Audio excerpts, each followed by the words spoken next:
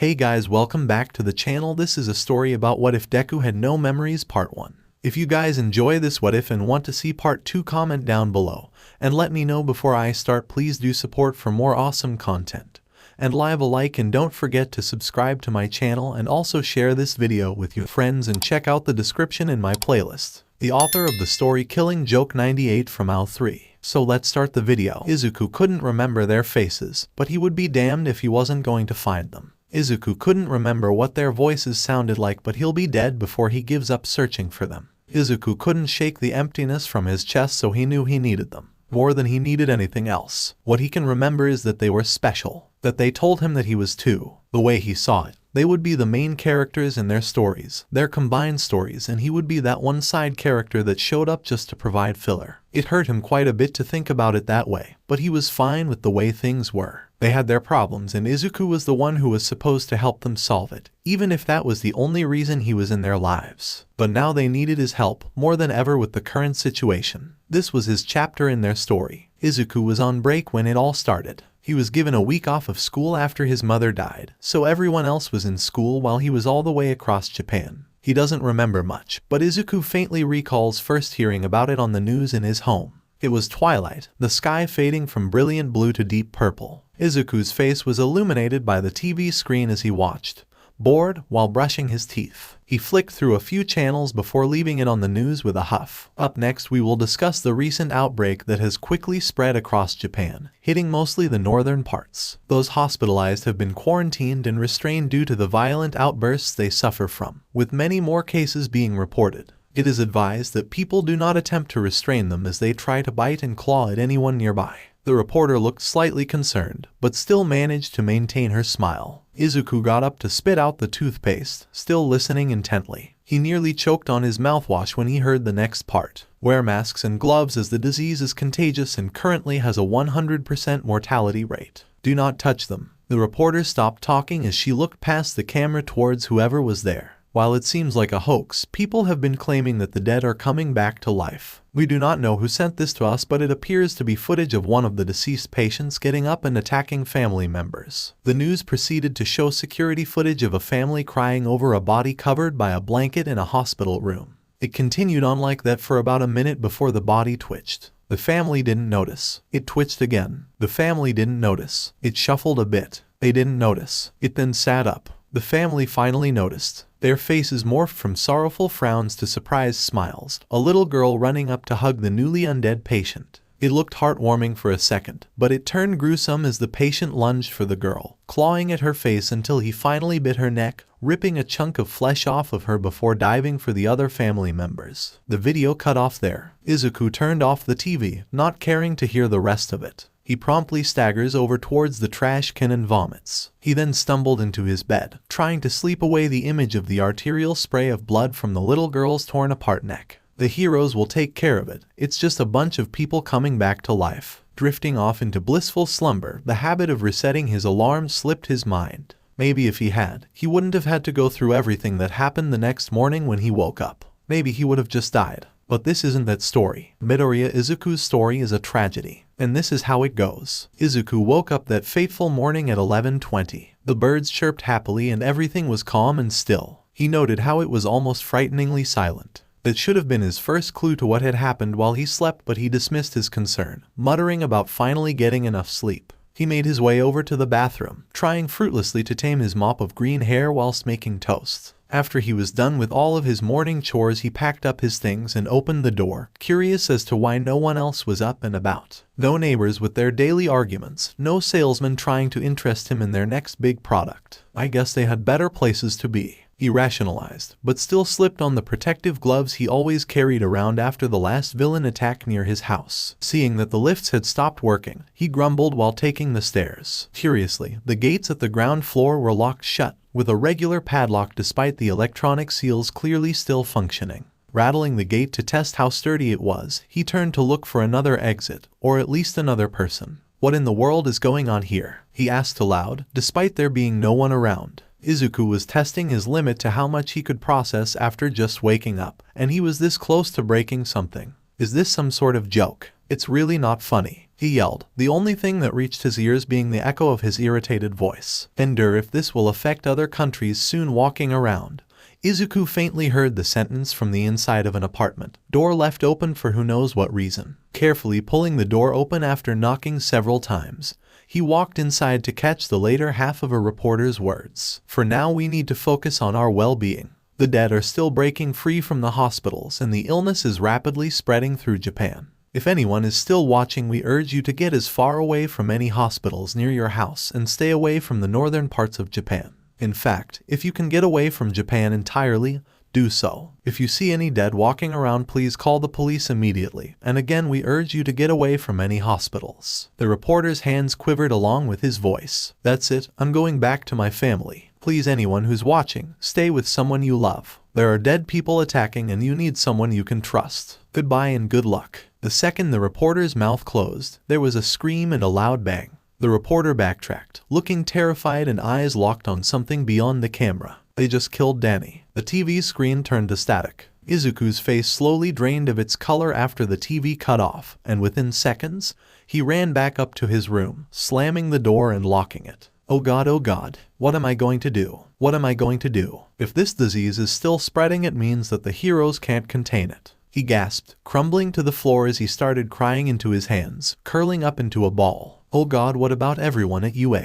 Izuku choked out, crying even harder. All Might and Mr. Aizawa, Ochako and Ida, Kirishima and Kaken. Oh God, what if they become infected? Izuku sobbed, crawling towards the small couch as he contemplated how this happened. Propping himself up, he made his way towards the kitchen, missing the faint sounds of clawing and groaning as two figures approached his door with slow small steps. Izuku was shaken from his daze by his phone, its loud ringtone obnoxiously playing on loop. Izuku quickly replayed the earlier events in his head before snatching the phone off of the table hastily. Kaken's calling. He smiles happily, almost crying again out of relief. He pressed the accept call button. Effie's hurt. Oh God, what if he's bleeding out somewhere and we can't help him? He heard what seemed like the panicked voice of Uraraka yelling. Shut up, idiot, he fucking answered. Oi Deku, why the fuck did it take so long for you to answer, you fucking prick? Do you know how worried you made everyone, you asshole? The harsh voice of Bakugo growled, making the small smile on Izuku's face widen slightly as he answered. Sorry Kachen, I was just busy with preparing. Anyhow, are you all fine? I was watching the news. Are any of you sick? Cause if you are sick, I need to know who got sick and why they got sick and where are you guys? Are you okay?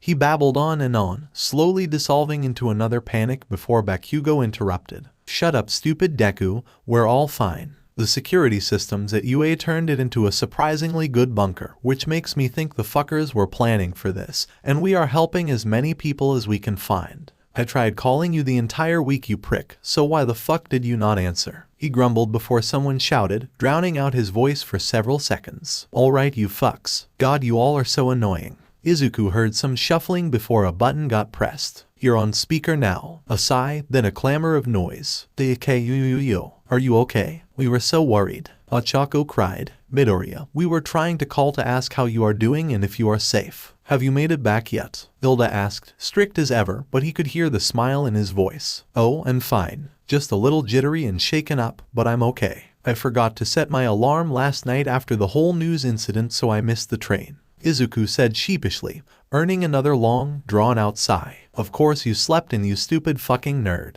Doesn't matter if it's an apocalypse or anything, you still need your rest day. He barked, finally earning a laugh from Izuku. Yeah. Izuku trailed off and looked towards the window when he caught a glimpse of something. Hearing slow groans and shuffling just a little way down from his room, he swore quietly and started backing away. Deku, oi Deku, what's going on? Katsuki growled before being shushed harshly. The fu, I'm being serious, Kaken. There's a noise close to my door, he whispered. Izuku slowly made his way towards the front door, making sure to not make too much noise. As he peeked outside his window, he saw nothing. He looked back and forth towards where he heard the odd sounds, but only empty space greeted his vision, until he looked towards the entrance of his house. There, crawling its way towards Izuku's door as it met the eyes of the terrified teen, was a dead man, half of his body missing, guts trailing behind it while blood-red and black. Why is it black? Trails marked its slow ascent to his floor via the stairs. Izuku made a startled yelp, backing away from the window while clutching his chest.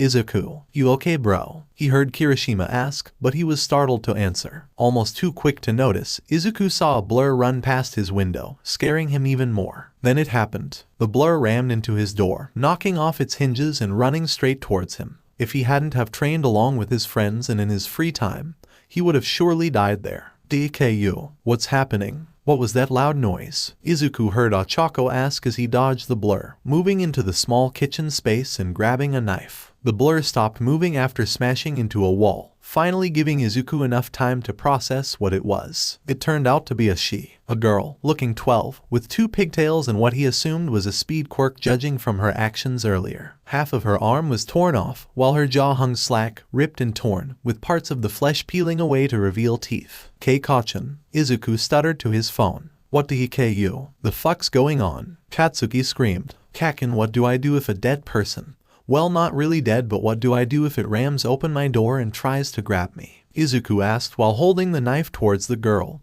hands shaking. He could hear the strangled gasps of other people from his phone, but he didn't care. He was too busy climbing up onto the fridge so the girl couldn't catch him. "Deku, get the fuck out of there," Katsuki slowly instructed. "I would if I could. She's blocking the exit." "Kaken, I don't want to hurt her," H cried while watching the girl jump up and down to reach for him. "Deku, I swear to God, if you fucking get infected and we have to save your sorry ass, I'm going to personally kill you again once the disease gets you. Now tell me what's going on." Katsuki grumbled, a hint of panic creeping into his voice. "There's a dead girl with a speed quirk trying to get to me while I'm on top of the fridge. Since she broke my door, her speed probably gives her some form of reinforcement," he explained while throwing a box of cereal at her from one of the cabinets, hitting her in the head whilst leaving her unfazed. "Okay, have you tried distracting it? God, get yourself a backbone for once," Katsuki barked. "I can try," Izuku mumbled, throwing the knife across the room towards the bathroom. The girl's head turned towards it for a second, giving Izuku an opportunity. He dashed from the fridge towards the bathroom, picking up the knife before shutting the door and hearing a loud bang as she shot straight into the door. Now he was too far away from the phone. Did he have to leave it on the fridge to hear any instructions, so he was alone.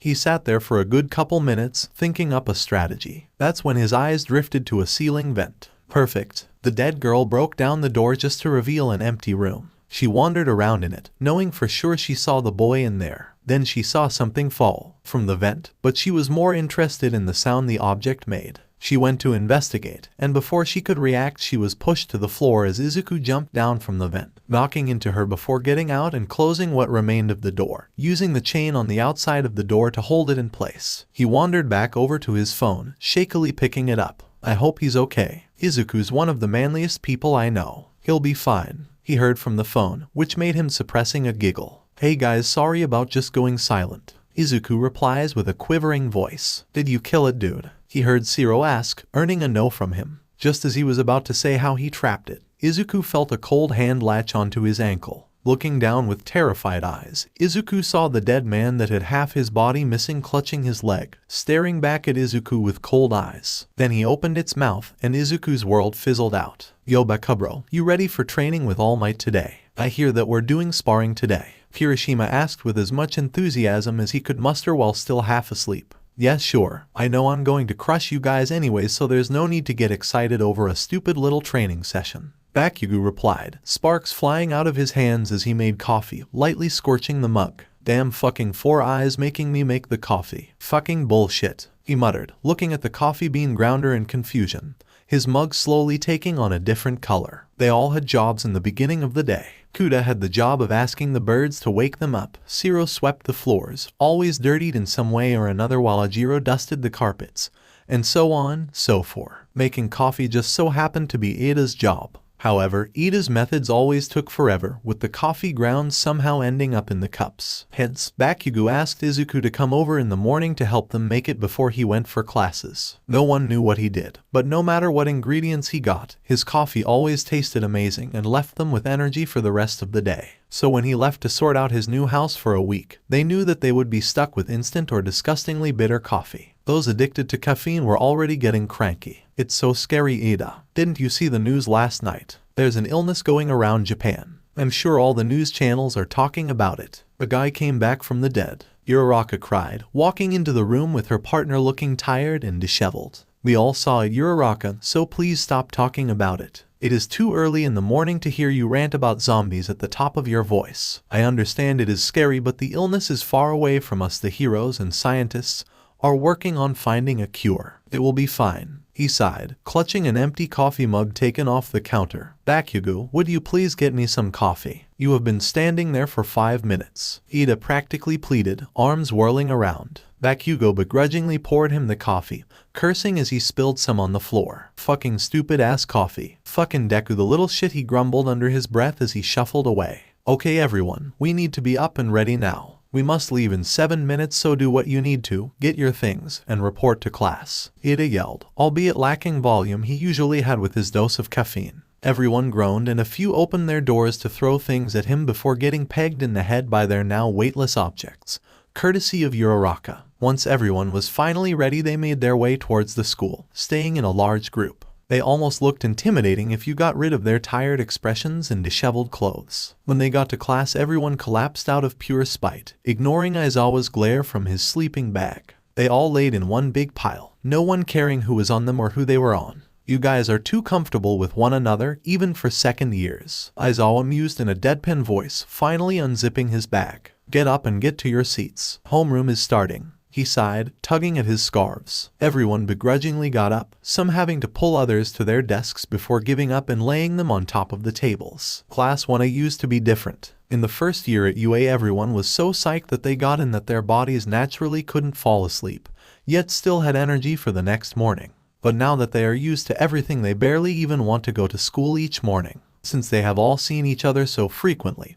Pretty much 24/7 since the dorm system boundaries sort of disappeared. It was customary for the class to fall asleep while watching a movie and wake up entangled with the others. Thankfully, the bots had stopped oogling them every time they were in something slightly more revealing than their uniforms, not even batting an eye. Not surprisingly, the events in their first year of school had turned the students into one big family, and no matter how disgruntled Aizawa was, he still put their health and safety over his. The introduction of Midoriya Izuku into their lives via Bakugo Katsuki was one they would never regret. The green-haired boy had charmed each and every one of them with his kind nature and keen skills. Unofficially, he was part of their class. While they were still trying to tame his self-sacrificing tendencies, Midoriya was someone everyone had come to like, though Bakugo would never admit it. It was no wonder they all feel more done with everything than before. One essential part of their family was all the way across Japan. Stop grumbling and start watching the news. That's what we're doing first period.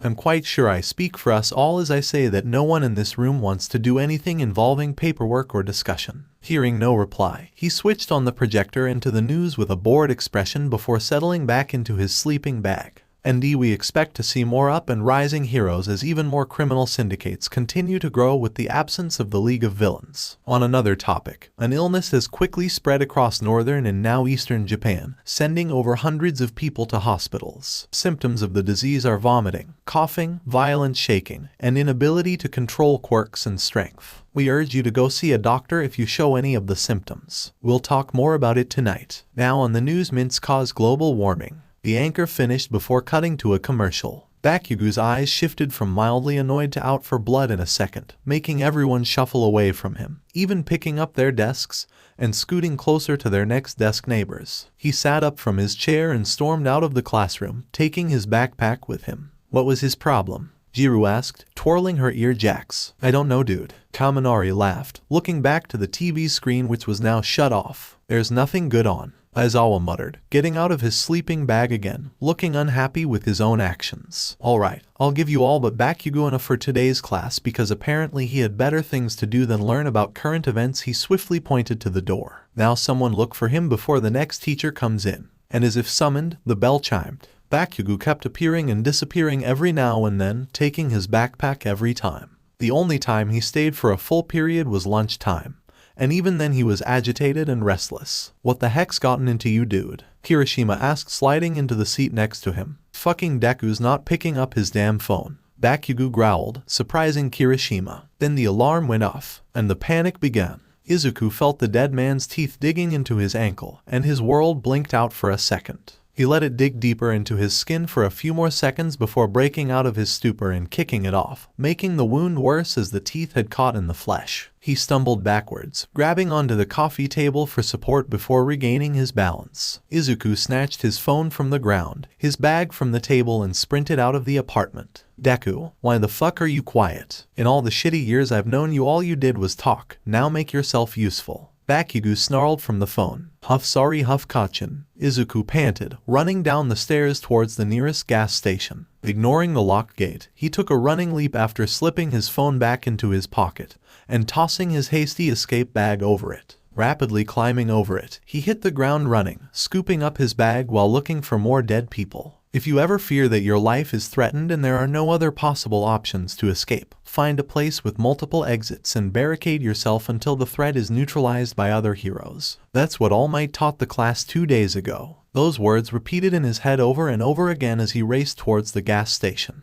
Izuku glanced around the quiet city as he made his mad dash and saw to his horror, but not to much surprise, more dead people roaming the streets. Some saw him and sluggishly limped after him, and others went on their way swerving through the mazes of buildings, seemingly focused on some other prey. He slammed through the door successfully, shattering the glass parts of it and splintering the wooden parts. The noise of shattered glass alerted the other dead people, who then started shuffling their way towards him. Izuku propped the door back up and slid a board in between the slots, barricading the remains of it, and, seeing that there was no one in the store with him, blocked the door using the shelf closest to the entrance. For fuck's sakes, answer, you prick, Bakugo screamed, earning a sheepish smile from Izuku. Before he could answer, he felt his ankle throb and realized the only reason he was able to run into the shop successfully was because of his adrenaline and the shock. He hissed at the pain and then got to work, finding gauze and some painkillers. Sorry guys, I just got bit by one of those things. Had to run for the nearest gas station cause my apartment was breached, he said. Aw, are you okay, Deku? Uraraka asked in a motherly tone. Yeah, it just stings, it's fine,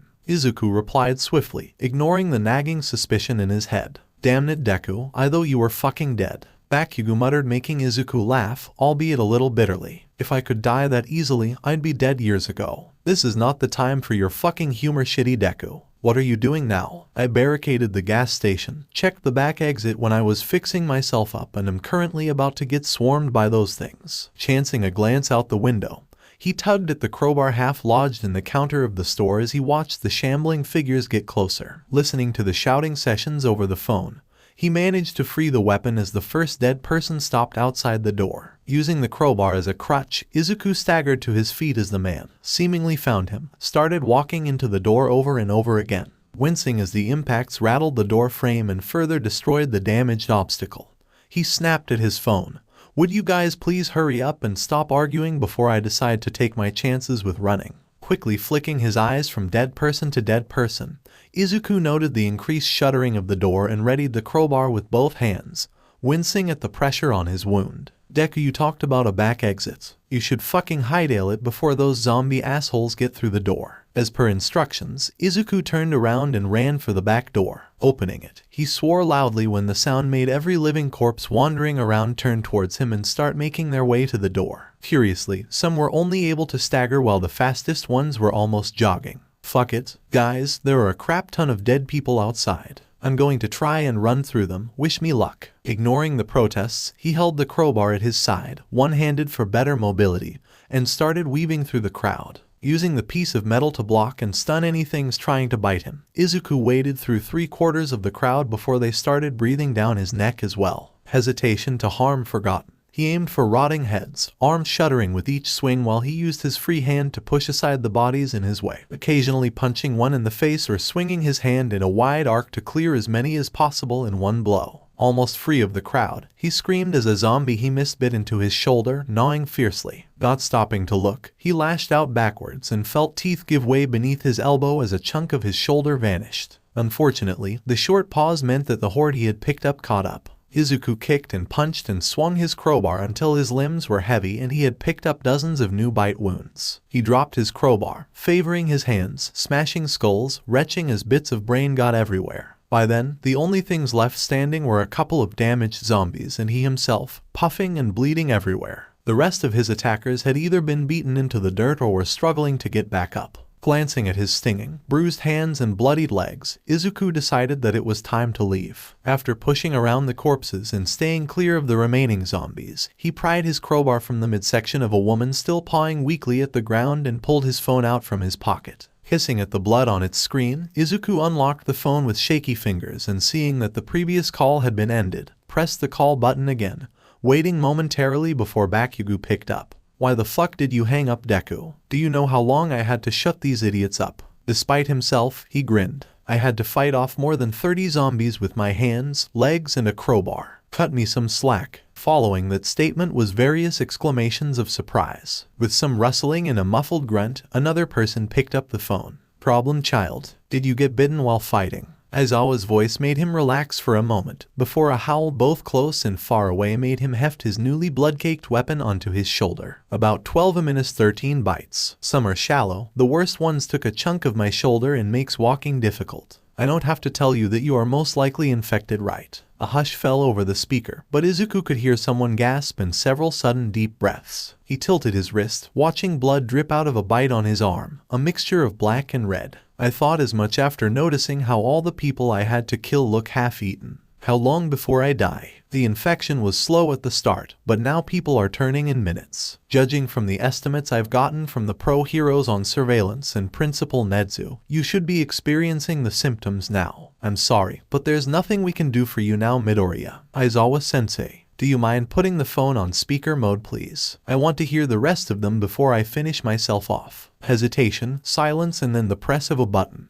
"Hey guys, guess this is where my life finally ends. Damn it, Deku. I thought you promised us you wouldn't die after the last time you ran into a villain. You just can't stop getting into trouble, can you, Midoriya? You've had more lives than a cat, Midoriya. I guess it's time for your story to end." Izuku heard a smack, followed by a muffled apology before he heard Uraraka burst into tears. "It's fine. Nothing like a joke about death to lighten the fact that I'm going to leave. I'm really sorry I wasn't more careful." Izuku traced his path, walking back to the gas station as a series of coughs racked his body. Wiping his lips, he spat some of the black blood from his mouth, a foul taste making him gag. Bakugo trembled, letting off small explosions. Todoroki glared at a wall, patting out the small flames forming on his shoulder. The girls were comforting Uraraka, blinking back their own tears. Kirishima looked at the phone, almost glaring at it, wishing it wouldn't feel so much like a marker of Izuku's death. Aizawa clenched his fist around the phone, wishing he would stop feeling so useless. "We'll be here until the end, Izuku." A chuckle, then quiet breaths and grunts, followed by a confused voice. "Hey, are any of you making the clicking sound?"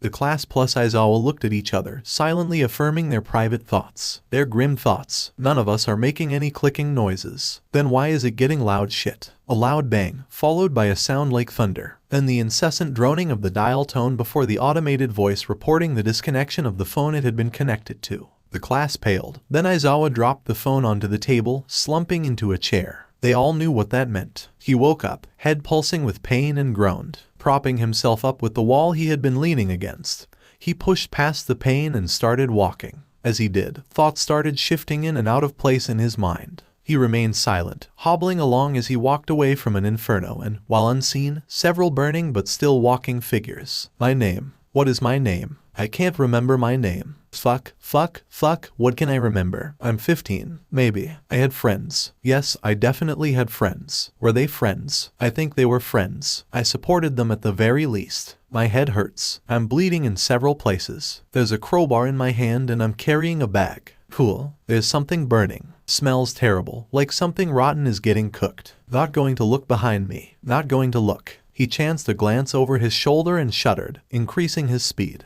"What in the?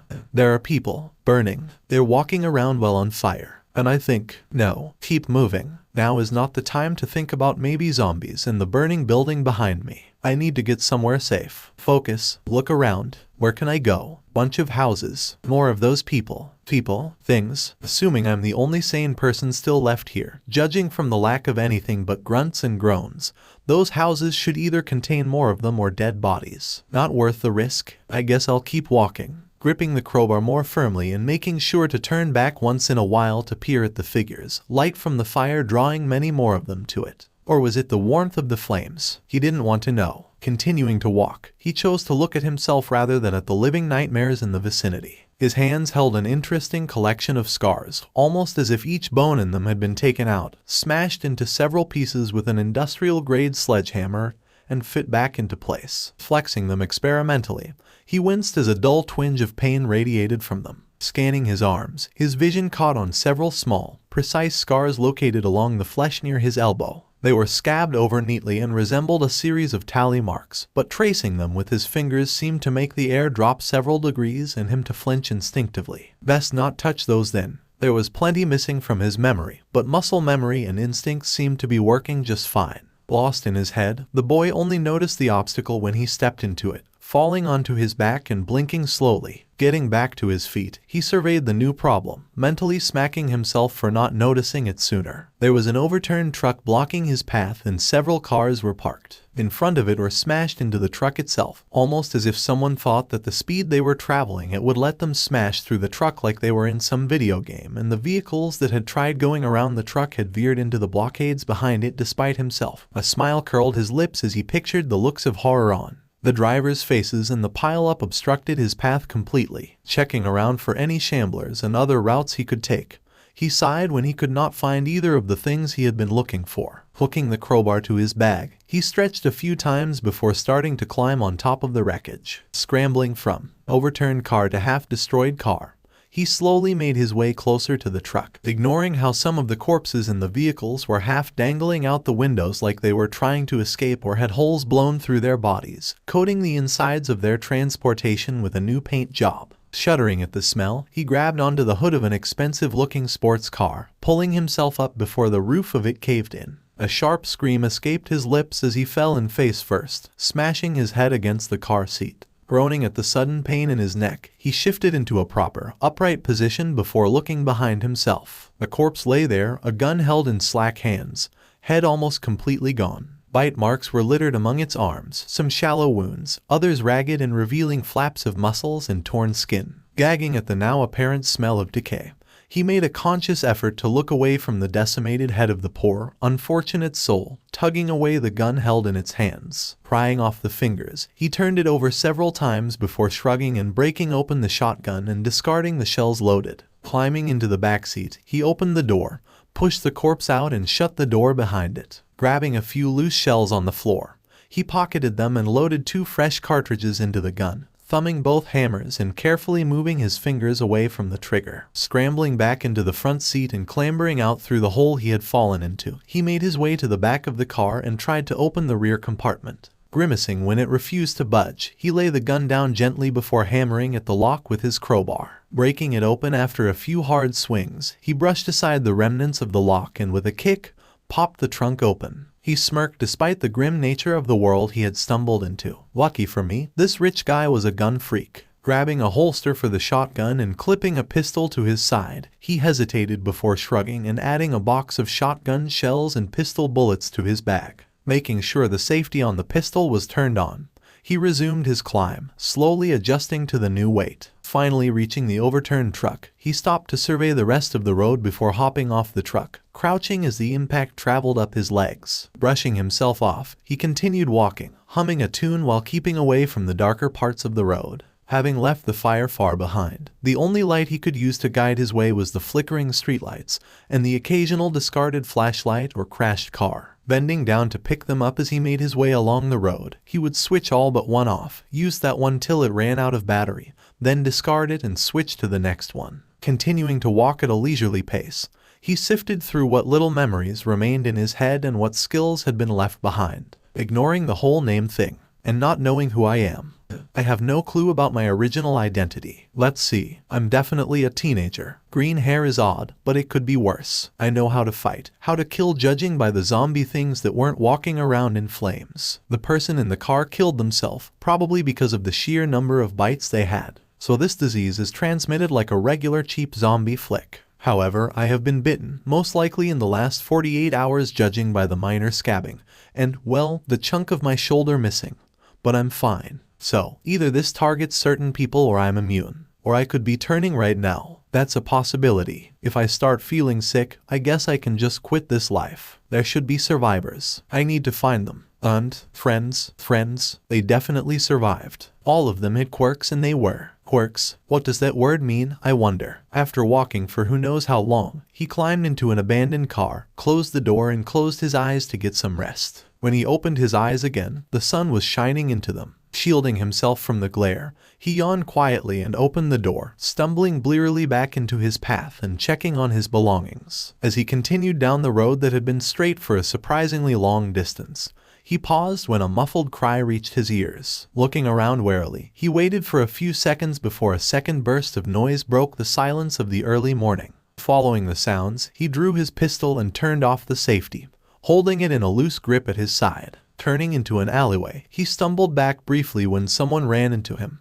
or rather, ran into his stomach. Wheezing slightly as the air was knocked out of him, he caught the child before they could fall backwards and onto the ground. The girl squeaked when their eyes met, and looking back over her shoulder, she disappeared behind him. As he opened his mouth to question the situation, two men ran into view, and their heads whipped around frantically until their gazes settled on him. One of them raised his hands slightly, eyes drawn to the pistol gripped, while the other took off the weird bird-like mask and revealed a man in his early 20s, sweat trickling down his brow. His eyes were narrow and darted around the place, unable to settle on a location for more than a few seconds. The man attempted a smile and his other hand slowly tightened on the crowbar. "Kid, do you mind handing over that girl? What do you want with her? She ran away after an argument with her father and he told us to find her before one of the lurkers could get her. He would have done it himself, but he has more important things to do." Lurkers, not a very catchy name. And this is a zombie apocalypse. What could a father possibly find more important than the well-being of his daughter? "Kid, hand her over before we have to hurt you." Instinct slowly kicking up a notch, the hairs on the back of his neck stood up as the silent, still masked man clenched his fists. And they started glowing. The one that had been talking to him had dropped the smile as their conversation continued, pulling out not one, but two pistols, one transparent in places while the other one glinted dully, reflecting sunlight. He raised an eyebrow when he fired immediately, a dart thudding into his shoulder. "The kid's quirk is disabled. We can just knock him out and take the girl back before the boss knows that we were gone. Just take care of him already." The green-haired child stared back at them, eyes curious and head cocked slightly to the left. The girl, still clutching onto one of his legs, began to tremble. A slow smile formed on his face. As if they were mesmerized by it, the two adults just watched the teenager. For some reason, their hands had begun to shake. With the smile that looked more like bared teeth, he breathed out two words that echoed in the silence. Words that tasted familiar on his lips and tugged at memories just out of reach. Truly infuriating. Plus, ultra. His hand blurred and shots shattered what little calm there had been. While the first one went straight into the head of the smile guy, who reflexively fired a bullet into the ground. Now resembling the corpse found earlier, the second and third bullets tore straight through the hands of his unfortunate comrade. As he cried out in shock and pain while attempting to salvage what remained of his hands, something in the man screamed for him to look up. He would soon regret it. His last image would be that smiling demon bringing down a crowbar on his head, eyes shining, no, glowing like the embers of a fire. His last thoughts, not that anyone would hear them, were cursing the girl and the monster she had attracted. His last word would cement the new identity of his killer. She had been afraid the kind-looking teenager would have been killed because of her. She had seen people eviscerated, forever gone because of her. Before the words could leave her mouth, before her legs could run back towards the life she had been running from, the boy had changed. He had whispered for her to cover her eyes, and a second later, her hands were over them instead of around his leg. The gunfire had made her flinch. The sickening crack and pop afterwards made her look away instinctively, despite the lack of sight. And when there was silence, she peeked through her fingers. The green-haired boy had just removed his weapon from what looked like a crushed tin can. Turning, seemingly noticing her line of sight, he walked in front of the dead man, holstering his gun and offering a smile. After stopping in front of her, he extended his free hand, offering a smile that didn't quite reach his eyes. "My name is Akuro. What's yours?" She hesitated briefly, the freckle-dotted face briefly replaced by a bird mask before returning to normal after she blinked. Reaching for the hand, she took it, tensing up. When he just squeezed it slightly, she relaxed for the first time in a long while. Iri took his hand and he began leading her away from the two bodies lying where they had been struck down.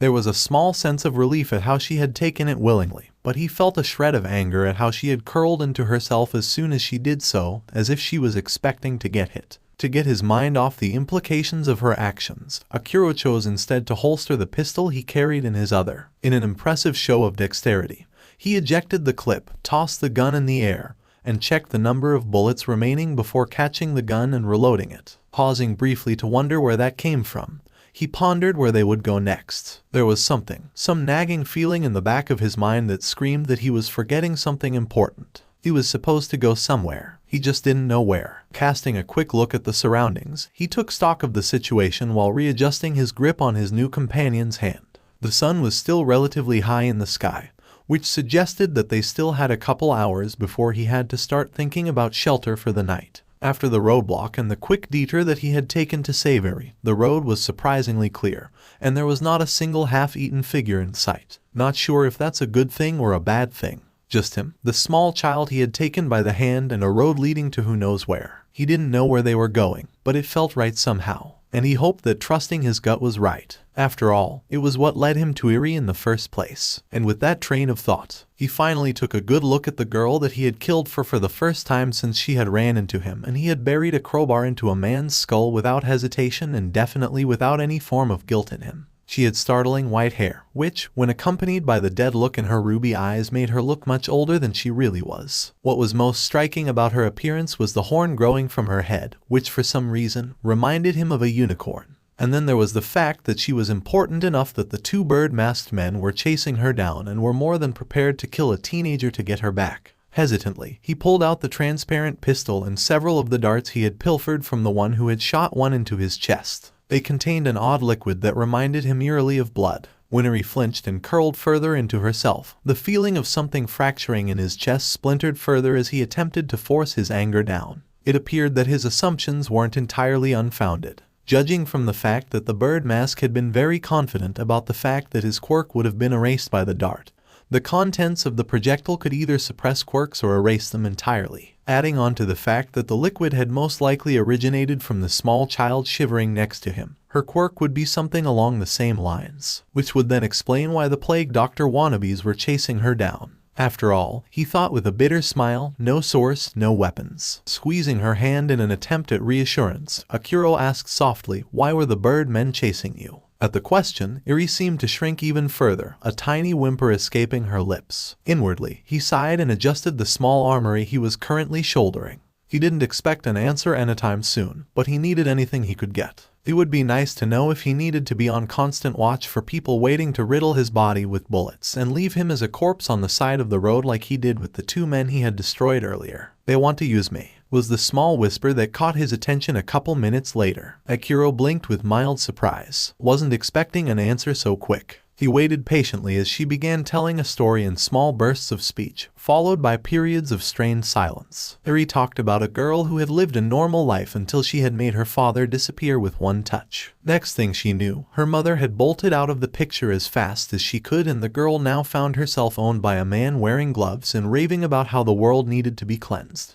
She spent the next few years hooked up to machines, poked and prodded at and watched by countless eyes, under the control of a psycho who would take her apart and put her back together before throwing her into a cell to cry herself to sleep. The girl hadn't tasted freedom for a very long time. Then one day, something went wrong. She was offered a chance to escape. She took it and ran for her life. It didn't take long for her captors to notice her absence. They hunted her down and were about to drag her back to the waiting arms of her tormentor. Then she met him, and Akiro already knew the rest of the story. He fought down a chill and a snarl. If he had chosen to walk by, he would have unknowingly sent this girl, who deserved so much more than the hand that she had gotten in life, back to a hell that was everything that she knew. That didn't sit well in his stomach. After her explanation, she met his gaze with a worried look, as if she was searching for something in his face. "You won't give me back to them, will you, mister? They'll only take you from my dead body." The statement appeared to concern her more than it did to placate her. "Aren't you afraid of getting hurt, mister? Akiro's my name, not mister. I'm only 15. And no, I'm not afraid of them." Why would you risk yourself for me, Akiro-san?" He paused, realizing how long they had been walking, and bent to her eye level. Slowly raising a hand, he ruffled 𝗧𝗏𝗏's hair in an attempt to release some of the anxiety that she was feeling. Watching her flinch, before leaning into the touch, he had a hunch that he would go to hell and back before letting her come to any more harm. "𝗧𝗏𝗏, you deserve so much more than those bad people have given you. And in the world right now, I don't think that you'll ever be able to get back the childhood you lost to them. You grew up way too fast. I think that you need someone to protect you, someone to help, someone to show you what you should have gotten from the world instead of the rotten hand that it dealt you." Look at me. I lost my memories. I don't know who I am. All I am at this point is a name. So I think that what this empty vessel has to do is help you. Because no one ever did they? Trust me, would ya? I'll make sure they won't hurt you. I promise. Miri listened, eyes welling up with tears at each word that came from his mouth. She released his hand to wrap her arms around his neck and bury her face into his shoulder. Smiling gently, he wrapped his right one around her waist and when she didn't let go, scooped her up in a hug. He continued walking, now carrying an additional weight in the crook of his arm that quickly caused his shoulder to dampen with tears. He didn't mind, and when the stream of thank yous came, he merely shrugged and watched the sun trace an arc across the sky. His main objective, for as short of a while it had been after he woke up with burns along his limbs and concerningly green veins standing out in his wrists, was to find something's or someone's. Now, it was much simpler than a vague guess and missing memories calling out from the back of his head and in the back of his mind. He was getting rather concerned for his own health. Yuri had fallen asleep shortly after the conversation they had about her backstory and his motivations. He had been carrying her for the better half of the day, considering that the sun had almost finished its movement across the sky. Adding the weight of the guns he had attached to various holsters on his body, a badly dented crowbar, some ammunition and a bag, he was expecting at least some form of fatigue. Yet nothing, absolutely nothing, minus a dull ache in his limbs and the beginnings of a headache.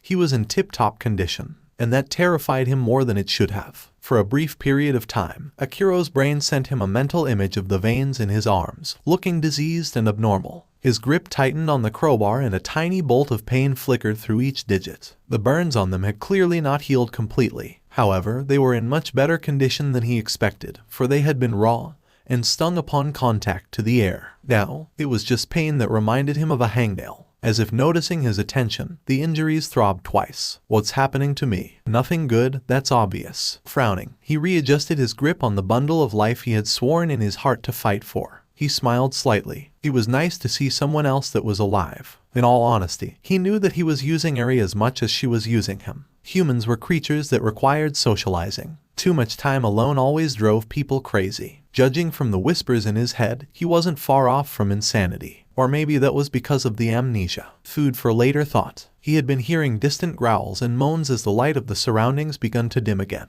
Shelter was necessary, briefly pondering whether his heart could take it if he woke Eri up just to make her sleep again later on.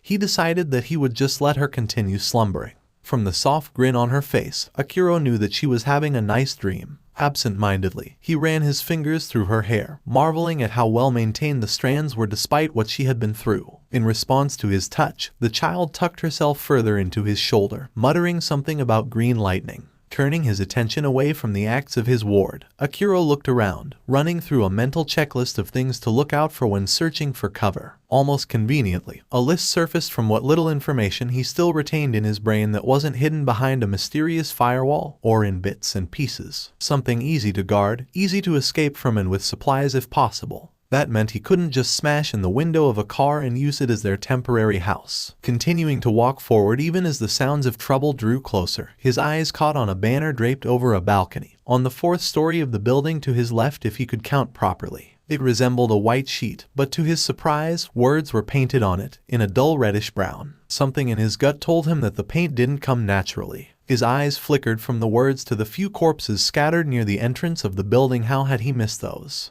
They shifted back to the words again. I'm in an apartment at the 4th floor. Follow the trail. He read the words softly, wondering what the trail was meant to be, and what kind of person this stranger was. After all, Akiro himself had survived through a combination of luck and sheer determination, not encountering a single other enemy minus the 2 members of whatever gang or syndicate had captured Eri. To be competent enough to survive in the new world meant that this other person either possessed the same amount of luck that had allowed him to survive an explosion or was skilled enough to fight the monsters that now roamed far and wide. What personality would he have? What if this was a trap, to lure hopeful survivors with a promise of companionship and then extinguish that hope without hesitation? He swallowed nervously as a wail, much too close for comfort, echoed in the relative silence, piercing the air. It promised pain and suffering. Hooking the crowbar, he pulled out the shotgun he had stumbled upon through sheer coincidence. Despite knowing that he had loaded it, he checked for the shells that he expected to see. Hugging Eri closer to his body, he began treading carefully towards the corpses scattered near the open door and hoped against hope that his instincts were wrong. Beggars can't be choosers, he muttered to himself, chuckling at the irony of the statement. Pulling open the door and stepping through, he ignored the wet splat of the door swinging back to collide with the arm on the floor in order to properly register the horrid stench permeating what appeared to be the lobby of the building, and if he still retained his memories, he would have noted the similarities to his own home. Not very surprising, considering the absolute mess the room was in. Anything that wasn't heavier than a table was smashed, overturned, or in disturbing positions, although there were certain notable exceptions like a plant pot which had somehow ended up embedded in one of the walls. He thanked his lucky stars that Eri hadn't woken up due to the smell. She probably would have screamed and attracted the things wandering closer and closer to their location. Or who were causing the awful smell permeating the air were littered throughout the room. Bodies were in various states of damage and decay, bits and pieces flung around the room as if the person who had fought them had bludgeoned them to the point of no return. Several notable corpses included a middle-aged man bisected at the waist hanging over a table, guts no longer contained but instead wrapped around the neck of a small child close to him, a teenage girl missing her arms, and an elderly man whose four-legged walker had been introduced to his mouth, slicing his head and neck. Raising an eyebrow at the carnage, his hopes of finding an ally plummeted at the brutal way he had gone to town on the poor people who had been here, since flies were buzzing around each and every bit of organic material in the room, and maggots were currently crawling out of an eye socket of what used to be a person near his left foot. The fight here had gone on a while ago. He knew that he wasn't a medical practitioner, but he estimated that the dead had been here for more than half a day. Guess I know where all that paint came from now. Now, what trail was the psycho who did this talking about? He blinked, once, then twice, wondering if his brain had finally collapsed under the pressure that he was applying to it, when what he wished was a hallucination from an overactive imagination didn't subside after several long instances. He snorted derisively. What a mad banquet of darkness, eh? Filing away the spark of nostalgia at the phrase for later analysis, he chose his steps cautiously, trying his best not to step on the pools of blood or limbs pretty much everywhere. After a short while, he gave up on trying to salvage what little dignity he had left, choosing to trot on the bodies arranged neatly in a line into the next room. Looking at the similar state of the thankfully bigger room, he blanched at the number of bodies making up the trail. Following it with his gaze, he traced the line to another door, labeled with the icon of a staircase, and wondered how much dedication it must have taken to drag each person into place, all the way to the 4th floor. Pushing some of the ones blocking his way aside with a small kick, he decided that he didn't want to know the answer to his question. Akiro grew more disgruntled and wary with each floor he ascended, having taken peeks through the gateways that linked the stairwell to the various apartments located in the building. Needless to say, the macabre scenery that the ground floor had welcomed him with never stopped or decreased in number. With some incredulity, he noted how the floors had gone through a casual scrubbing. Blood stains faded and bodies haphazardly stacked in a pile on each floor. Geez, whoever I'm gonna meet took paint the town red way too seriously. Each door had been marked with a giant cross, most likely indicating the lack of people that were still alive. Interestingly enough, with each floor he traversed, the bloody aftermath decreased in brutality. While limbs had been ripped from their owners and used to destroy the people that they had once been attached to on the 1st floor, those on the 3rd had just been blown to shreds. The mild scorch marks on the walls and bullet casings discarded everywhere hinted that more than just lead had been used to kill. Finally ending his short but enlightening climb, his gaze was immediately drawn to the giant smiley face that had been sloppily painted onto the door to his right. Walking towards it gingerly, he tried the doorknob. Finding that it turned with no resistance, he raised the shotgun and rapped on the door with it. When no response came, he opened the door. Peeking through, he listened for any reaction to his actions, and upon finding none but a soft snore, took his first step into the room and closed the door behind him. The apartment was small and would probably be called cozy by anyone who chose to live in it alone or with a partner. 3 was a stretch and 4 would be very uncomfortable. There was a tiny kitchen in a corner of the living room, in which only a couch and a table were present. The space on the wall in which a television would normally be fixed upon was absent of one. It was lying propped up in a corner, screen shattered and glass shards scattered across the floor in a distinct pattern. On the table were several books, small strips of colorful paper sticking out at various intervals. The books themselves opened and sometimes face down. Gingerly, he picked up the one that had caught his eyes and flipped it to a random page. A detailed sketch of a bloated individual, eyes crossed out and for some reason, possessed several extra appendages growing out of various places on the body. Before he could skim the chunk of text in handwriting that changed as the paragraph continued from start to finish, he heard the unmistakable sound of the hammer of a revolver being pulled back with a slow click. Not risking a look behind him, 𝗧𝗏𝗧𝗏 reversed the shotgun and pointed towards where he guessed was where the person holding the gun was standing and held his breath, waiting for the gun to roar. He shifted 𝗧𝗵𝗲𝗧𝗏𝗧 again to make sure that she wasn't in view of the unknown individual, and would not have to wake up to a bullet through her. Several tense seconds passed before something dropped to the floor with a clatter. After a small clunk, a gun spun across the floor to bounce off the heel of his right boot and stop just before it hit the wall closest to him. "I've dropped my weapon. How about you do the same?" The voice that broke the silence was low, words coming out in more of a croak than anything else. He felt no hint of panic or fear in the tone of the other person in the room. Looking at the revolver, he shot back a quick retort. "Judging from the way you left the place downstairs, I don't think that an empty revolver is your only weapon." The response was a quick bark of laughter before the voice spoke again, no longer in a low tone nor in a croak. "Clever. Then again, you'd have to be clever or lucky to survive. Not even 3 days and the world went to shit. You would think that all those pro heroes with their flashy quirks would have saved us all. What a giant friggin' joke. That's the only weapon I currently have on me. The rest are being cleaned and checked for damage. Had a big fight recently." Seemingly noticing his hesitation, the voice took on a more gentle touch. "You're the first fresh face I've seen in a while. If I wanted to harm you, I would have done it already. Put the gun down and the arms you're packing. Must be exhausting carrying all those and that girl in your arms. How can I trust that you won't shoot me as soon as I do? You can't, but as I've already told you, I won't harm you or your kid if that's what you think I'm planning."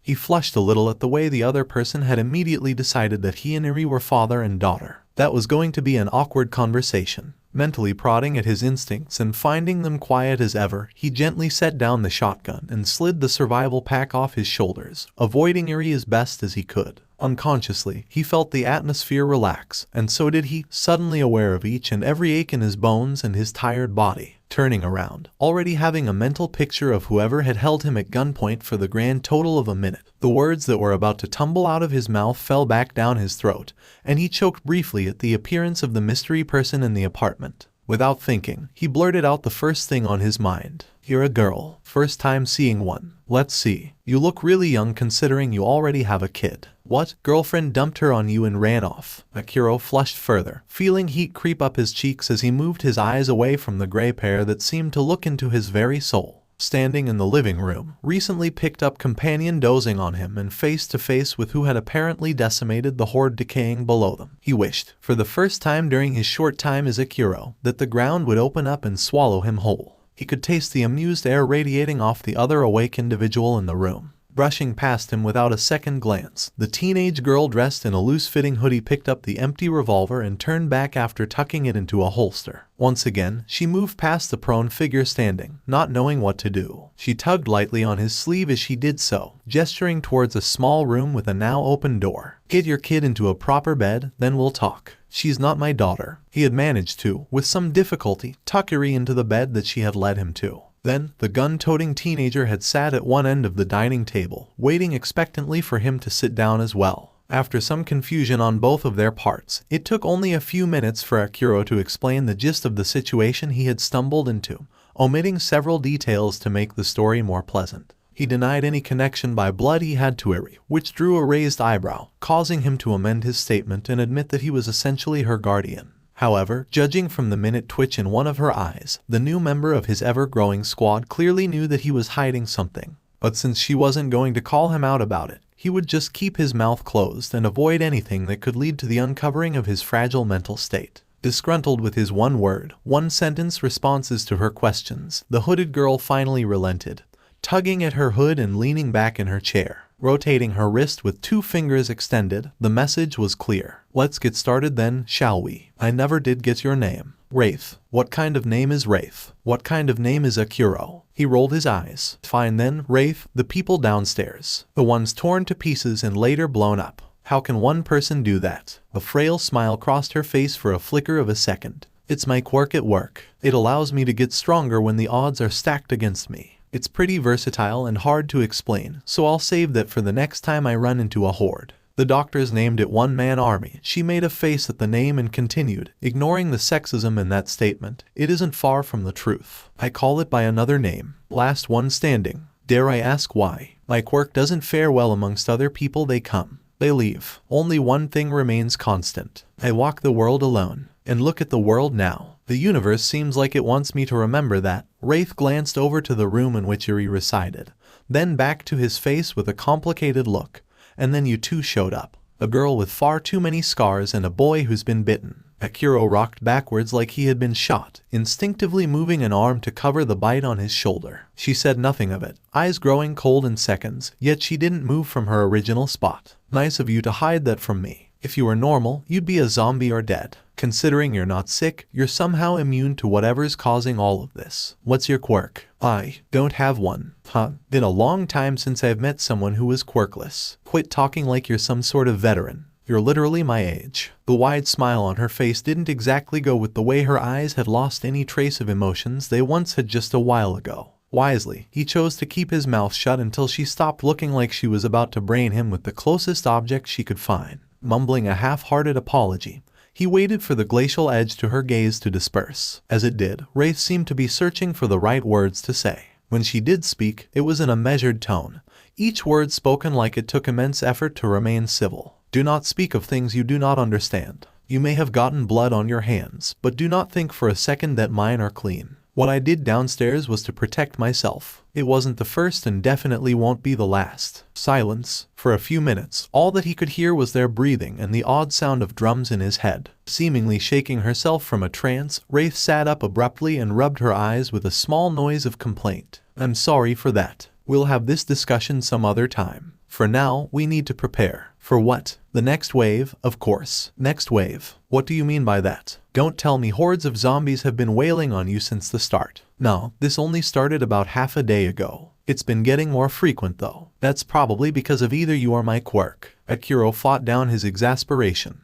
limiting himself to a mental facepalm at the casual tone Wraith had adopted, like discussing the weather rather than zombies actively hunting her down. Why must the first person I meet apart from Yuri be crazy? My quirk creates life-threatening situations to make sure I'm in tip-top condition. Essentially, I'm bad luck. Bad things happen around me. Considering all humans close by barring me, you and your not daughter are completely and utterly torn to pieces or coming here to tear us to pieces. The only thing my quirk can throw at me is zombies. It could be worse. And looking at his deadpan expression, she smiled. The building could have decided to collapse on us. Then again, situations created are more often than not for me to fight. And it creates tools to help me. Many tools. Now that you're here, my job should be significantly easier. Akiro dragged a hand down his face and let out a sigh that wouldn't sound out of place if it came from the mouth of a long-suffering war veteran. Briefly, he contemplated whether it would be a better idea to just put the shotgun in his mouth and pull the trigger, or take Yuri and get far, far away from here. But then again, that would mean ditching a person who had willingly offered them shelter, no questions asked, and something about that rubbed him the wrong way. He paused to collect his thoughts and consider his next plan of action. He had to worry about himself and Yuri. Yuri was the most important factor in this condition.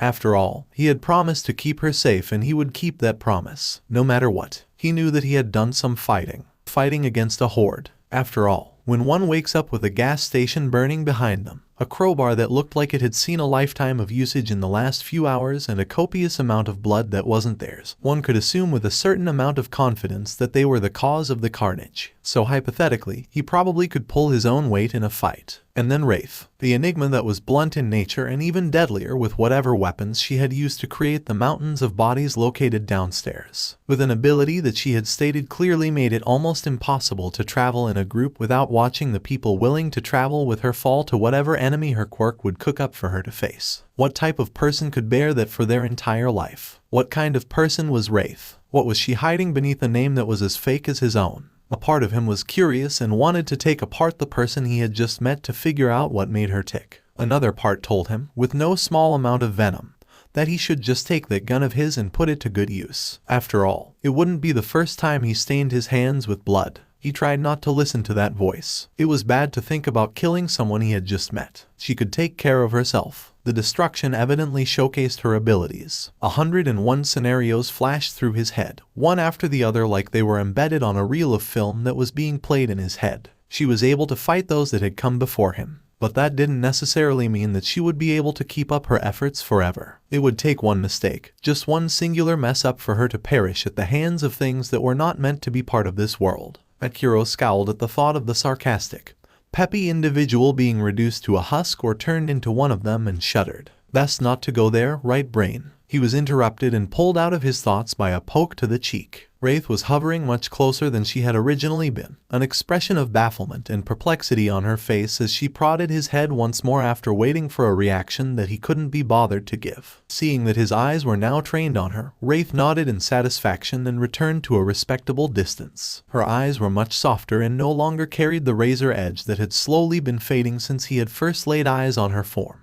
You know, I wouldn't mind if you took 𝗧𝗏𝗧𝗏 and left. If I were in your situation, that would be exactly what I would do. I mean, look at the facts. You have someone to look out for, and your job would be much easier if you weren't tagging along with a girl that dances with death on a daily basis, right? It's okay. I'll just do what I always do when any comrades that chose to stand by me leave or die. And giving him a brittle smile, she tacked on the words, fight till it's over or I'm dead, and not waiting for a response, Wraith strode off, not bothering to meet his eyes, seemingly sensing that he needed to think about it. Although she didn't get far before a hand grabbed her shoulder and stopped her from moving off to do whatever she was going to do. 𝗧𝗏𝗧𝗏 attempted a smile. Judging from the grimace on her face, it wasn't working. You're the first person I've seen still alive apart from Eri, and the two that I had to kill to make sure she stayed safe. Who knows when I'll meet another human being that won't try to hurt me. So far, you haven't done anything to me. You even offered us shelter. I think you're a good person. So, while I might regret this later. He extended his hand, eyes locked on the individual in front of him. Hesitantly, she extended her own to clasp it in a handshake. Absent-mindedly, he noted how soft Wraith's hand felt. The more rational part of his brain told him that he shouldn't be focusing on that. Do you really know what you're getting into? Do I look like a man with a plan? They shared a look. Slowly, laughter bubbled from their chests, and the apartment was filled with the sound of it. It was hysterical, tinged with desperation and madness. In her room, Eri stirred at the noise, her dreams peaceful for once, absent of the usual bird masks and the pain that came with them. What's our game plan? He was sorting through the few weapons that he had picked up along the way, taking stock of the number of bullets he had somehow lugged all the way from the burning gas station where he had been born. The shotgun was probably his best bet, along with the crowbar, although that also depended on the number of things that would show up. Judging from the state of the floors below, he wasn't optimistic about that. He thumbed the only gun he had used against someone else. He had to remember to save some bullets. Most of all, always leave one for yourself. Dusting himself off, 𝗧𝗏𝗧𝗏 took a peek out the window. Their little breakdown session took far longer than it had seemed. Now the sun was barely a sliver of light compared to its condition in the day. The sounds of the dead had grown even louder. It was grating on his nerves more than he cared to admit. Slinging the shotgun over his shoulder, he tested the crowbar with a few swings, feeling for any cracks or fragile bits. Wouldn't want it to break into two after the first hit. This isn't a game, mind you, although my quirk does make it feel like a stage in one of those old video games. Food for later thought. Anyway, the usual number is anything from 20 to 50, and I've lived through a number of these stupid waves. The main reason I'm holding out in a building is that the small space funnels them and prevents the fresher ones from using their quirks against me too much. His head snapped back so quick he wondered if he got any whiplash from the motion. The dead can use quirks as well. I thought they were just brain-dead husks. Well, yes and no at the same time. Some of the zombies can't do more than run at you and attempt to bite whatever they can get their hands on. However, and this is an assumption because I knew none of the zombies while they were still living, I'm guessing those who had more powerful quirks while they were alive retained some form of ability to know the power they possess and use it. Never seen such a thing happen. He opened his mouth, closed it, and was about to shake his head when an image popped into his head for a few seconds. When no sound came out of his mouth, Wraith shrugged and polished the revolver she had claimed was the only weapon she had, spinning the chambers as she did so. He watched her curiously, wondering why there were no bullets in the gun she was cleaning so well. From what you've brought along, you're basically set to help me deal with whatever crap comes our way. Provided my quirk doesn't decide to fuck us over because it senses that I got myself a new companion. Since you can't get infected, apologies in advance if I shove you in front of me to take a bite in the situation that I'm exposed and unprotected. Can't protect every bit of me after all. Tilting her head, she stilled, eyes calm, and yet he could see the gears turning behind them, rotating at the speed of sound. Abruptly, she stood up, stretching and draping the hood over her head, casting a shadow over her face. She turned to him, revolver held loosely, yet he could see the sudden tightening of Wraith's muscles due to whatever she had noticed. "They're almost here. I'm going to go downstairs and greet our guests. Make sure to lock the door behind you so Eri-chan doesn't follow us. She's still asleep, but I won't count on a couple of doors to stop the noise that we're going to make." He nodded, feeling a cold pit form in his stomach when his new partner opened the door and stepped out, not bothering to close it behind her. Akira checked his gear one last time, hoping that it would be enough before padding softly towards the room in which Eri dreamed. Opening the door a crack to make sure she was still asleep, he entered the room as quickly as he dared, kneeling down to check if Eri had been startled by the activity. He brushed away a strand of hair that had ended up in her mouth and froze when she shifted, only relaxing when she began snoring softly. He smiled, made sure the blanket that she had latched onto when she first entered the room was covering her fully and exited, closing the door softly behind him. Seeing that the key was still in the lock, he stepped out the open front door, then locked it and left the key where he had first found it. Grimacing at how the smell of decay had gotten worse, he only made it 2 stories down before what he instinctively knew was Wraith's revolver began roaring. Regular intervals between each shot. Speeding up, choosing to take the stairs 2 at a time instead, he followed the trail of bodies that had guided him inside and was met with more zombies than he cared to count. Wraith was firing away, fanning the revolver with her left hand and reloading so quickly her hand was a blur. Out of the 6 shots he had just watched her fire, 4 resulted in heads being blown out of existence while the other 2 blew off limbs. Back facing him, she bent briefly to scoop a handful of bullets from the ones littering the floor and a black handgun, tossed backwards in his general direction. Reflexively, he caught it, checked the magazine before moving forward to stand next to her, pulling out the box of ammunitions he had brought along. He dumped its contents onto the floor, bullets and various magazines spilling out as he started firing as well. Choosing precision over speed, knowing that the targets were only going to get closer, Akira lined up each shot carefully, mind empty of any thoughts that were racing through it earlier. Bodies fell, but with each zombie they dropped, 2 took its place. The small section of his brain that had awakened when he had first met Eri counted the number of still walking corpses, coming to a total of 60,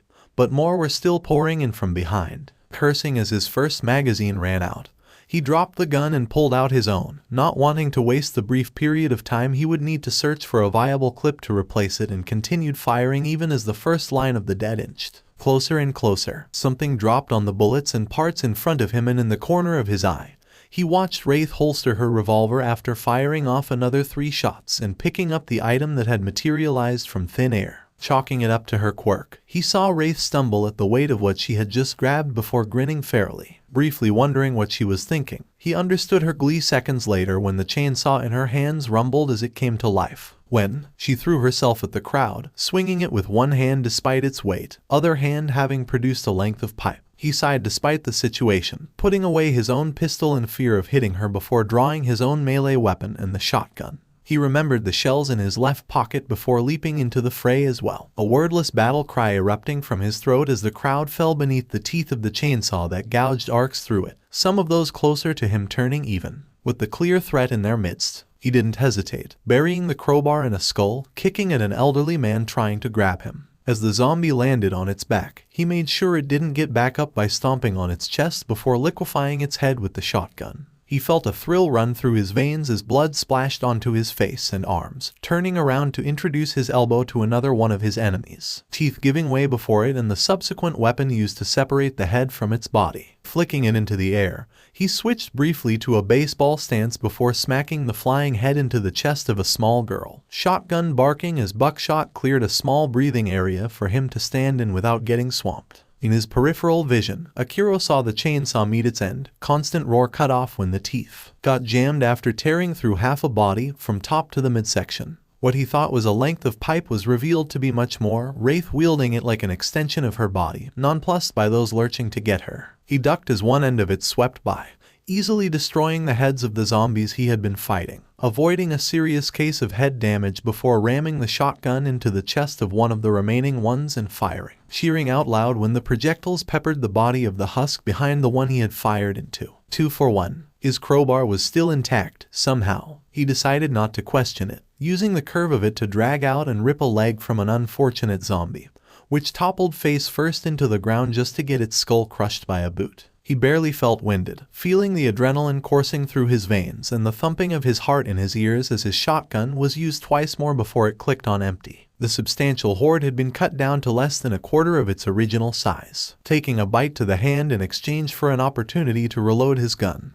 he laughed and punched the zombie responsible once, twice, 3 times, and finished it off with a kick. The bow staff Wraith had used was left to pin 2 together as she dodged the swipe, pulling out a small, round object. Pulling the ring, she buried it in the throat of one creeping up behind her. Instinctively, he disengaged from his own battle, grabbing the ticking time bomb with both arms and somehow hurling it at the biggest group left standing. Backtracking alongside Wraith, they glanced at each other and the identical smiles on their faces, before shouting at the same time, "Fire in the hole!" Divided by bombs away. The explosion, while largely muffled by the flesh and bones surrounding the grenade, was still powerful enough to eviscerate and annihilate the group, stray limbs impacting the ground. There were less than 10 zombies remaining now. In sync, they strode towards the unthinking remnants of those that had tried to feast on them. He pumped the shotgun, ejecting a spent shell as Wraith produced a riot shield. Swiftly, they dispatched all but one, the last survivor hanging back, growling at them. Its hands erupted in flames and it began throwing fireballs in their direction. Stepping back, he let Wraith step into the path of the projectiles, unflinchingly tanking them with the shield, even as it began to glow from the heat of the flames. He reached for his pistol, firing the last 4 bullets in retaliation. The zombie staggered backwards, crouching, hands dripping with molten liquid, before it began to create a fireball bigger than the ones it had been hurling, in a stance reminiscent of a famous video game character. He holstered his weapons, sensing that his job here was done. Wraith sent the riot shield flying like a frisbee, which embedded itself into the body of the flame wielder. Despite the fact that its body was pretty much torn into half, the zombie continued enlarging the fireball in its hand. It had reached the size of a basketball, that is, if a basketball was half the size of an average human. The zombie had started smoldering, flesh catching fire. Something akin to a triumphant look crossed its face just before Wraith revealed the crossbow in her hands, looking as baffled as Akiro felt about its presence. She aimed, fired, and for good measure, tossed another grenade at the semi-sentient creature. The bolt found a new home in an eye socket, seconds before the grenade bounced off it and into the ball of flame. When a much bigger explosion than the one earlier shook the ground and forced him to shield his eyes, Wraith let out a whoop, throwing her hands into the air as the fireball flew into the air and separated into countless tiny flames, falling like rain and disappearing even before they hit the ground. She met Akiro's eyes, a sparkle in hers before raising a fist in his direction. He chuckled, touching his own fist to hers, not expecting her to envelop him in a hug afterwards. Feeling his cheeks heat up, he carefully returned the hug, unsure of what to say. When they separated, Wraith's grin had gotten even wider. Somehow, that was fun. That was a new experience. Akiro continued to pick up the spare bullets that lay scattered on the floor, making sure to stay far away from the copious number of bodies that had piled up after the slaughterfest. Wraith, who was walking around and driving a short blade into the heads of every corpse, snickered at the casual statement. For someone new to this whole thing, you're surprisingly calm about what we just did. Wraith stepped back as a hand snatched at her leg, kicking it aside and driving the dagger into the eye socket of the offender, twisting it when the zombie's struggles continued. Akiro shrugged, pondering the unsaid question. I think I'm in shock and I'll have a breakdown later. Either that or memories weren't the only things I lost. What about you? Wraith snorted, sheathing the blade after wiping it and turning to grab some bullets as well. She gestured to the building they had been defending, not bothering to comment. They lapsed into silence, and for a few minutes, the only sounds to be heard were the groans of the undead off in the distance, and the clinking of bullets as they were dropped into the case. It wasn't an uncomfortable silence, but it was a far cry from a comfortable one. Seemingly knowing what was thinking, Wraith finally spoke up. Honestly, I'm as new to this as you. My quirk may be a bitch and constantly get me into shitty situations. I've never really had to kill whatever or whoever it throws at me. I would say that this whole zombie apocalypse thing was its way of telling me that I still need to up my game.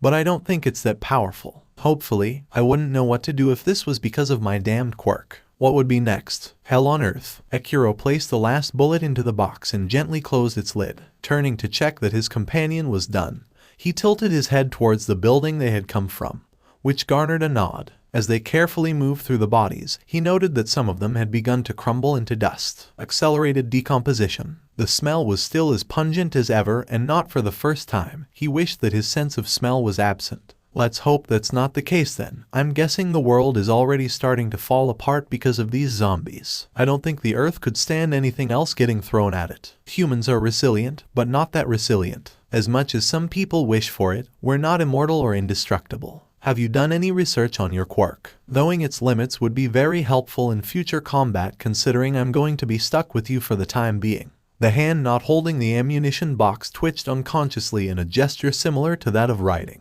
He looked at it, wondering if it was another fragment of his forgotten past. 𝗧𝗏𝗧𝗏 forced his gaze away from it. He would get back his memories someday, but now was not the time to think about what he had lost. Good thing about amnesia, I can't exactly remember what I lost. The doctor that was supposed to help me figure out how to use my quirk did the most out of all the people I knew, which wasn't really much anyway. He gave me my quirk's name, told me it was a villain's quirk, and I brained him with a chair 2 months later when he tried to kill me. She took one look at his face and rolled her eyes. I was a weird child. Weird to begin with, and my quirk didn't make being normal any easier. It wasn't so bad, so stop giving me that look. If I was normal, having this quirk would be torture. A little bit of my humanity in exchange for my continued sanity is more than a fair trade to me. Anyway, tragic backstory aside, my quirk. From what I can gather, it's pretty unique, up there with warp quirks and time-manipulating ones. It allows me to reshape reality. Well, that's actually kind of stretching it, considering most of the reality breaking is done without my control, minus a limited ability to control the items I get to aid me in whatever challenge it throws at me. It doesn't seem to tax me, energy or otherwise, other than the fact that I literally never had a long-lasting friend ever since my quirk kicked into action.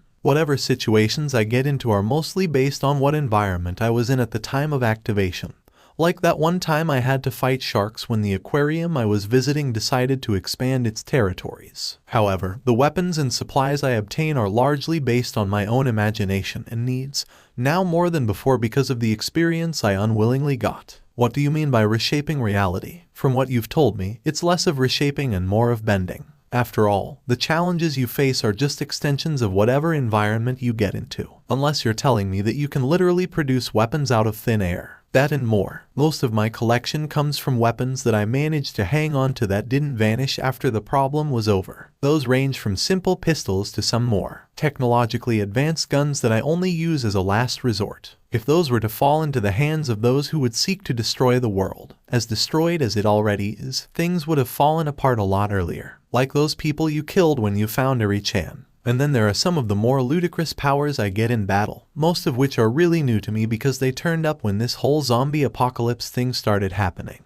For one, I'm also immune to whatever's causing this. I'm not sure if that happens outside of combat, but I'd rather not test that theory. Combat gives me advantages in order to keep me alive. Just enough to keep me alive though. The easiest example I can think of is that one time my arm got torn off. I try not to remember that. I started growing a new one, which is not fun by the way. So yeah, reality pulls itself apart to keep me alive.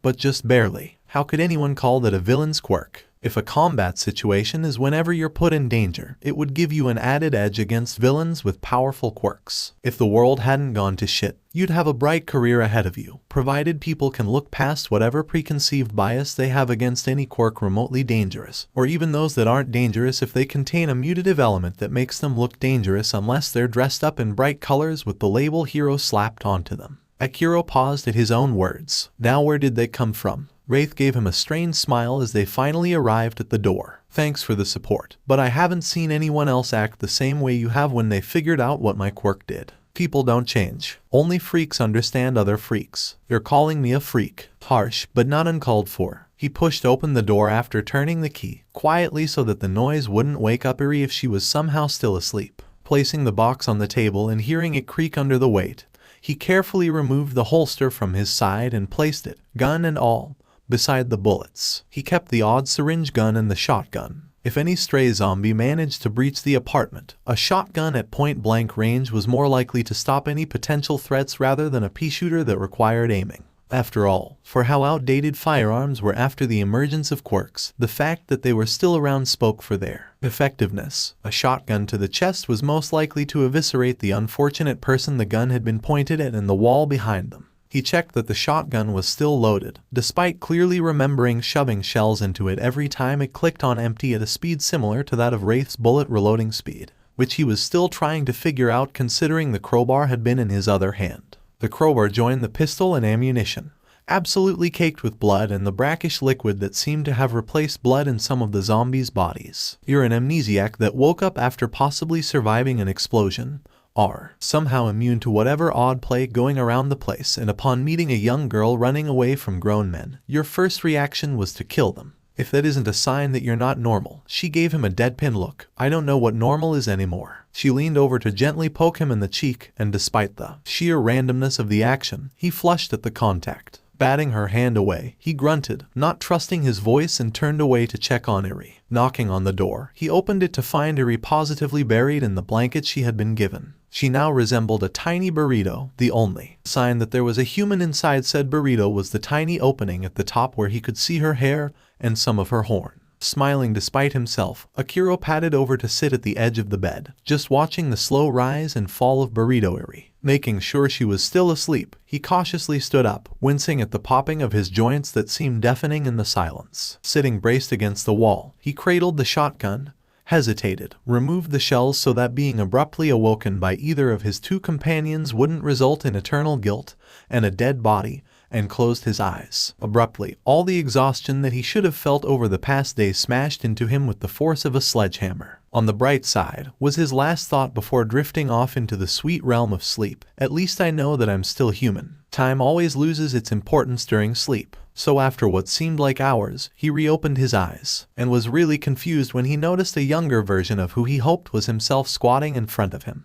Green hair, even greener eyes, and a multitude of scars running along the insides of both arms. Obnoxious red sneakers, a sling across his back with the edge of a shotgun poking over one shoulder, and a knife in a sheath strapped to his side. No, you're not awake yet. The younger version of him smiled, standing up after 𝗧𝗏𝗄 had finished his minor analysis of the boy. Gesturing for him to get up and follow, the kid began walking, not even waiting for him to move. Disgruntled, but curious, he quickly sprang to his feet, grabbing the shotgun he had been holding to his chest and holstering it. It would have been useless anyway, because the shells that were supposed to be in his back pocket and left hand were gone. Walking briskly to catch up, he looked at the surroundings. Blank white space, with pillars reaching into infinity. Something about the whole landscape looked familiar. Over to his left, there was a dark spot that stood out starkly against the rest of the place. A small arm grasped his hand and 𝗧𝗏𝗄 hissed in shock. It was cold and clammy, almost like a corpse was grabbing onto him. The younger version of him shot him a look of warning,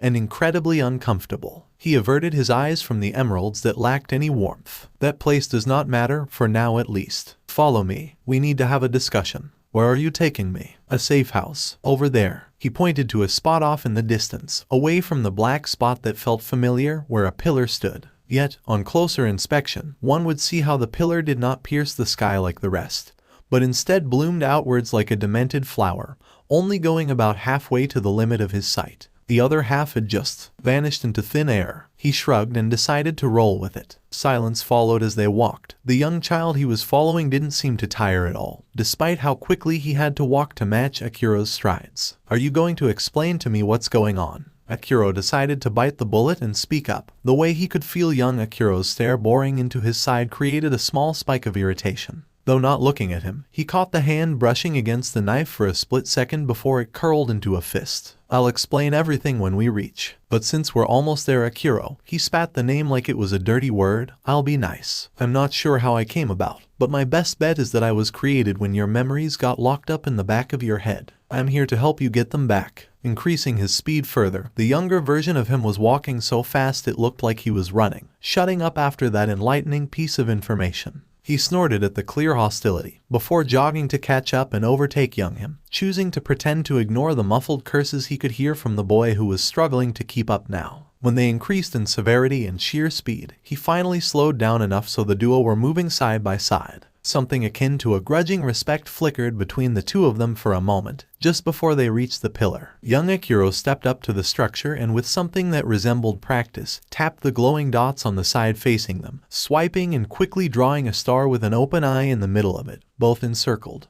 Briefly, lines glowed in the structure that had previously appeared to be completely solid, outlining a segment of it, a rectangle about 2 meters in height that just vanished, revealing a brightly lit interior. The green-haired boy crossed the border and upon some beckoning, His counterpart reluctantly followed. As soon as he did so, the missing piece replaced itself, and once again the pillar resembled a solid structure. Only one of the two would know this, but shortly after they had sealed themselves inside for the time being, another child would appear outside the flower pillar hybrid, knocking on it with a disgruntled look before turning to look at the darkness. An eye gleamed silver before he disappeared as quickly as he had arrived, leaving nothing but a burnt rune into the ground, one of an eye and a complex network of veins, a rune that faded away as quickly as the one who had left it there. I hate to use this reference, but it's bigger on the inside. I know, right? So why is there just a room that's bigger that it seems just built into a pillar in who knows where? Spinning in a little circle in the middle of the room, little 𝗧𝗏𝗧𝗏 had a content expression on his face for the first time since he had met him. The room was comfy, for lack of a better word. A couch and several beanbags, bookshelves situated just next to the furniture, a still steaming cup of what smelled like coffee, and for some reason, a projector. A fireplace fully stacked, some kindling beside it,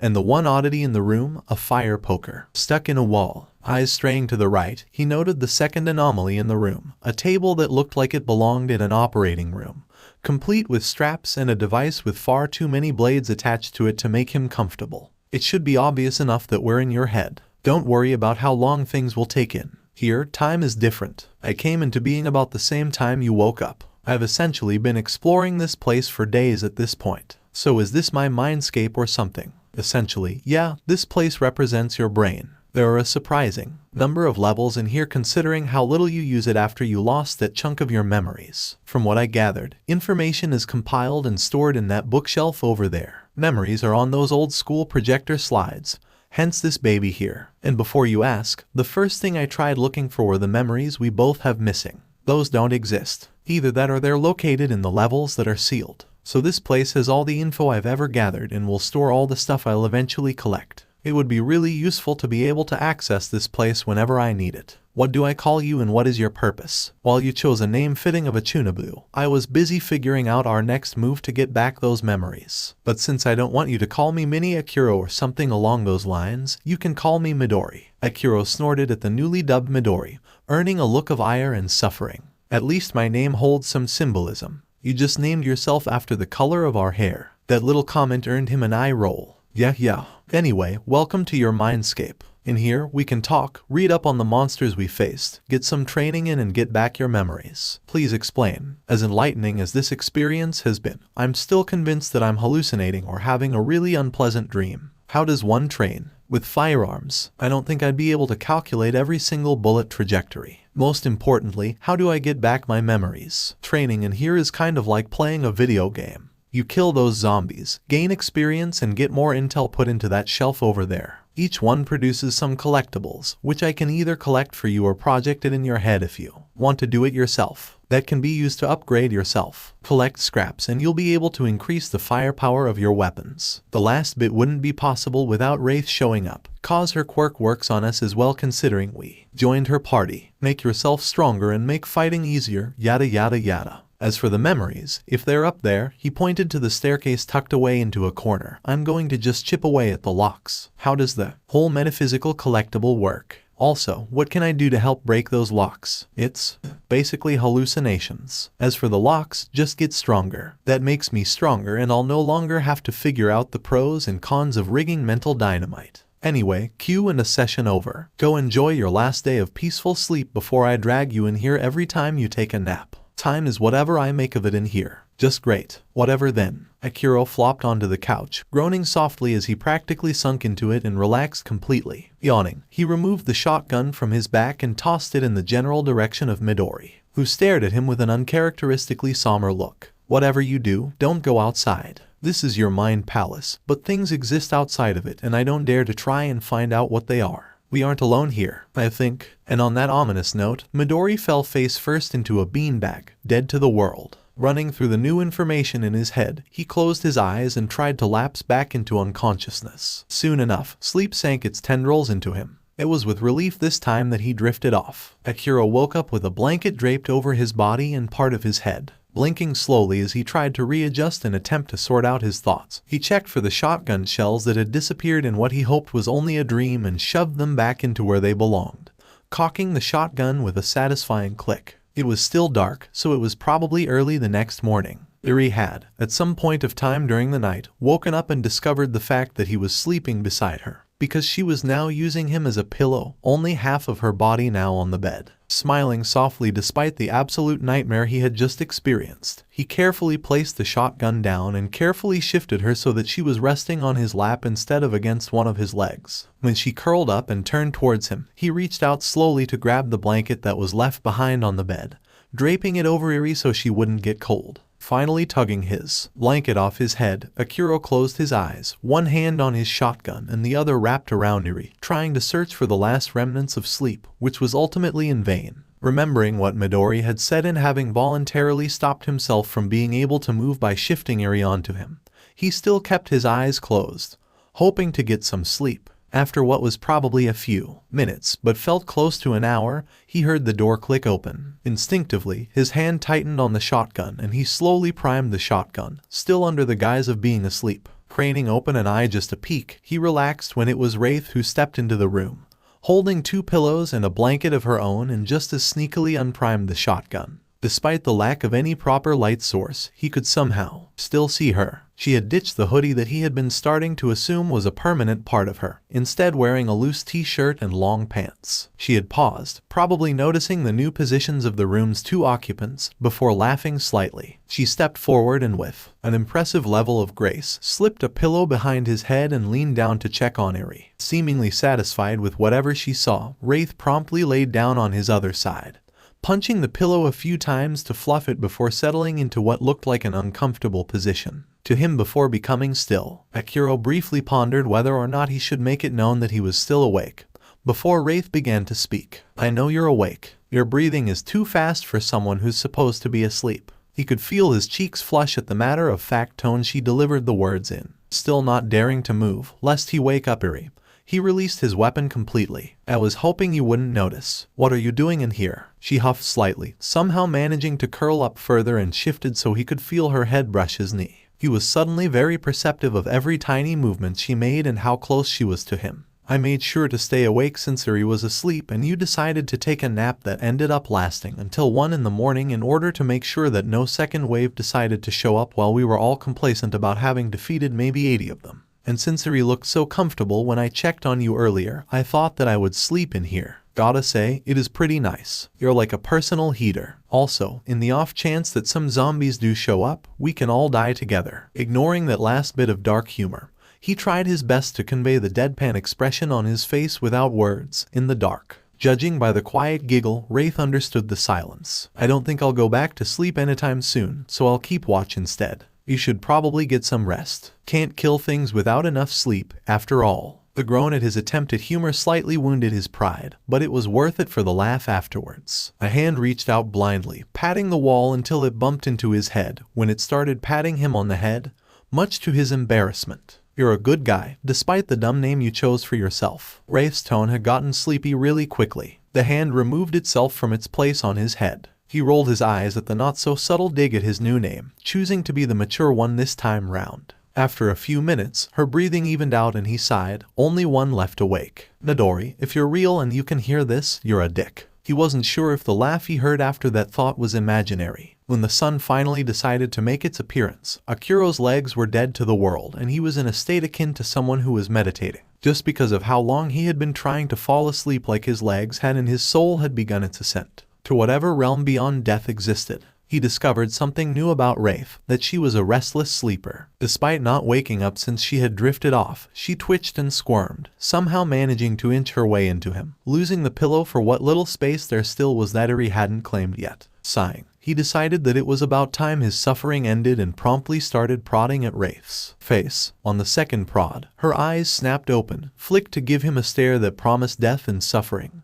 before shutting again. Iri had begun stirring, so he resumed his poking of the other person, pinning him down, amused at the way his hand was swatted away every time it got anywhere near her. When Iri finally sat up, rubbing at her eyes, Wraith immediately draped herself across the space she had left, Behind, stretching out like a cat, 𝗧𝗏𝗧𝗏 dragged a hand down his face, an action that caused 𝗧𝗏 to look at him with concern, which caused him to gesture to the person who had unceremoniously decided to use him as a pillow. She looked from him to Wraith, then seemed to undergo some internal conflict before settling back down against his side, nudging insistently to force him to lift up his arm so she had the space to do so. Not wanting to do anything that would cause the young girl to be sad, he did as she commanded, pointedly ignoring the snickering from the individual pretending to be asleep. Exasperated, he leaned back against the wall, thanking whatever higher being there was out there that he had somehow become immune to neck pains. He had a sneaking suspicion that Midori, if he did exist, was suppressing the urge until the next time he actually got some rest. You know, when I woke up, seeing the world on fire, I wondered if I was in hell. Then I thought, I'm going to meet the only other two nice humans I've seen since the world fell to pieces and become a living pillow. 𝗧𝗏 jumped slightly, startled by the sudden outburst, and he winced, moving his arm to gently run his fingers through her hair. Wraith gave another bark of laughter, clearly semi-awake, but not awake enough to get off him apparently. What a mood. Now stay still, pillows aren't supposed to move around so much. Shifting so that her head was now pressed against both his legs and his midsection. Wraith ignored the flush that made its appearance on his face and then wriggled around until she settled in a position that still made him think of a cat,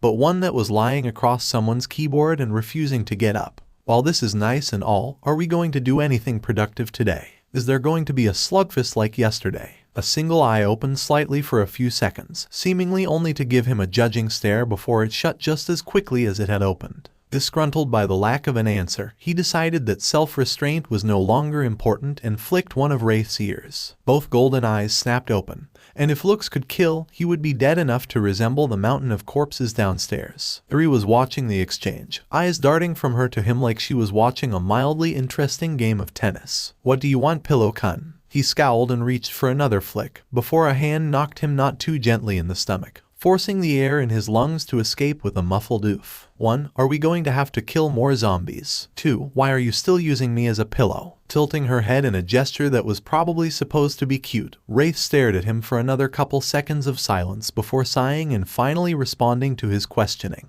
My quirk doesn't seem to be active at the moment, so I'd say we're in the clear for at least another day. That extends to 2 or 3 days if we decide to move on from this apartment. As for why I'm still using you as a pillow, you're surprisingly comfortable, and I've decided today is going to be a lazy day. So your job for today is to sit here and be comfortable for me and your not daughter. 𝗧𝗏 and 𝗧𝗏𝗧𝗏 both squeaked at the not daughter comment, the girl hiding her now red face in his side while he wished for the second time that a hole would open up so he could disappear from the face of the earth. Knocking his head repeatedly against the wall it was resting on, he wondered what his life had become, and if before 𝗧𝗏𝗧𝗏's life was as weird as this. Something in him said that it was as weird as it was now, so he resigned himself to his fate. Okay, lazy day then. Don't you need to eat? Also, that comment earlier about leaving this apartment. Isn't this your house? Wraith nodded, a serious look on her face for the first time in the conversation. She made a small motion that looked like a shrug. My appetite isn't what it used to be. Considering we're in the middle of a zombie apocalypse, I think rationing food would be a good thing to do. As for leaving this apartment, well, I would be sad for a while, but I'd move on.